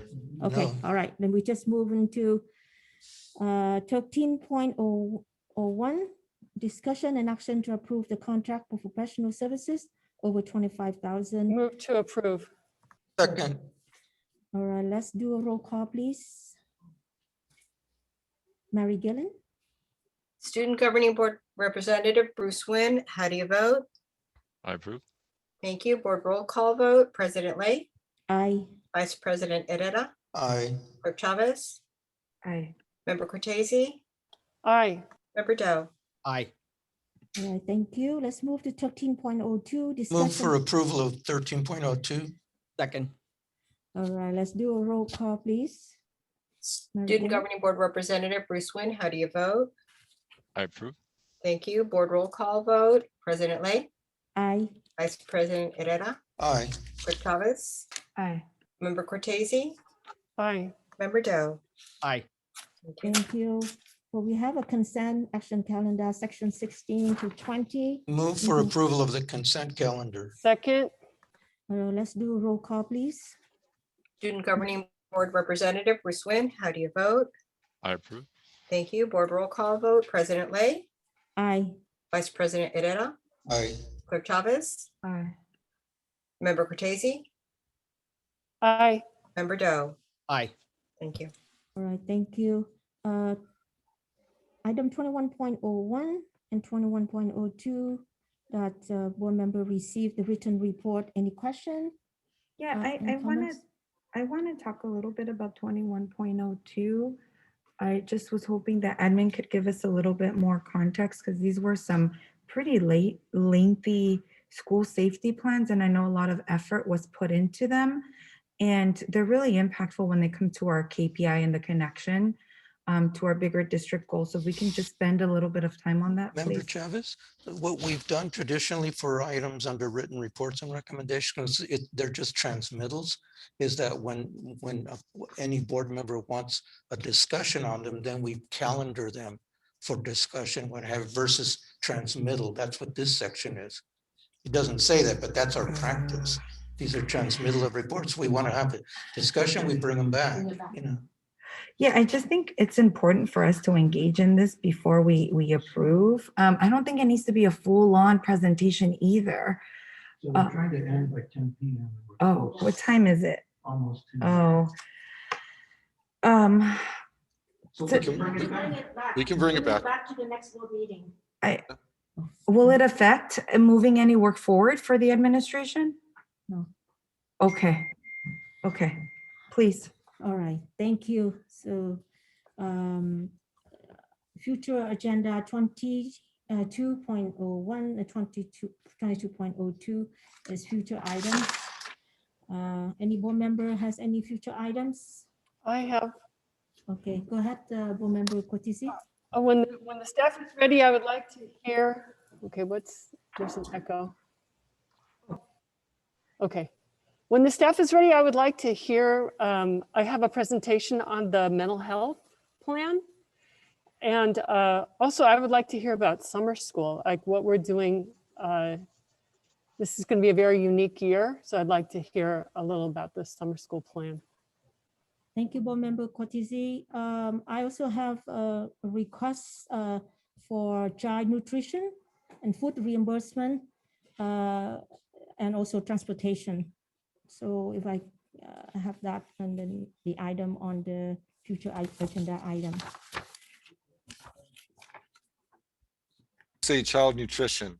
Do you want to know about the food menu? What exactly do you want to know? Yeah, the food reimbursement and the food plan for our student, because I know board member Doe is a new person. So at least to go back and do a little bit of visitation on that food child nutrition. And I missed it. You said transportation? Yes, I Thank also want to have transportation also. Thank you, Superintendent Christie. All right, and any audible member has any future agenda? If not, then we move to 19.02, ratify, approve, certificate personal action presented March 18, 2021. So we need the approve, ratify. Which one are you on? I'm sorry, I'm reading the other song. I apologize. Sorry, I'm getting late. Okay, 23.01. Any board trustee has any communication and comments? Let's go with board member Manuel Herrera, vice president. That's my, I have no comment. all right. Trying to end by 10 p.m. here. Board member Cotisi. Just that I want to acknowledge. Could you mute? Yes. Thank you. Sorry. I just want to acknowledge all of our stakeholders and administration. This topic of reopening is a very sensitive issue, very critically important issue. I mean, this is, I don't even need to overstate how historic these times are. I appreciate our willingness to find a way to work it out with everybody. So thank you. Thank you, board member Cortese. How about board member Chavez? I'm going to keep it short, echo what Ms. Cortese said, and thank you everyone for all your hard work. It's been great to be back in person and see everyone, even though I can't hug you, like virtually hugging all of you. Thank you. How about board member Joe? I'm sorry I was able to join you guys today. I was actually looking forward to it, but since occasionally I still cough from the side effect of the vaccinations, I thought I might make some of you feel uncomfortable. But I am looking forward to seeing all of you, and I appreciate today's passionate debate. I see that all my colleagues and I share the same passion for supporting our students and our parents and our teachers. And while we may debate on the different wordsmith, but I do appreciate the passion that we all care about this topic. So I'm looking forward to working with you on many, many more things. And have a great night. See you all very, very soon. Thank you, everyone. And, my last minute is I want to appreciation to everyone, all stakeholder, including student Bruce Nguyen, representative. Today is really a hard day for me because I have a little bit of headache and I cannot breathe. But I'm here to support everyone. I was thinking that I asked the board member, vice president, to take it over, but I think I hang on there. But thank you everyone to bear with me. Okay, let's move on to Bruce Nguyen, 23.02, Student Governance Board Representative. Yeah, so I just wanted to just highlight the positive progress that we're having today, and to acknowledge that we're all trying to create change, especially with social justice. I just wanted to remind everyone that students are trying to make their conditions better, and the Student Governing Board will be hosting that town hall to address the systemic issues with concerning Asian Americans and also the community issues. I also wanted to highlight the importance of student board members like me, Student Governing Board representatives.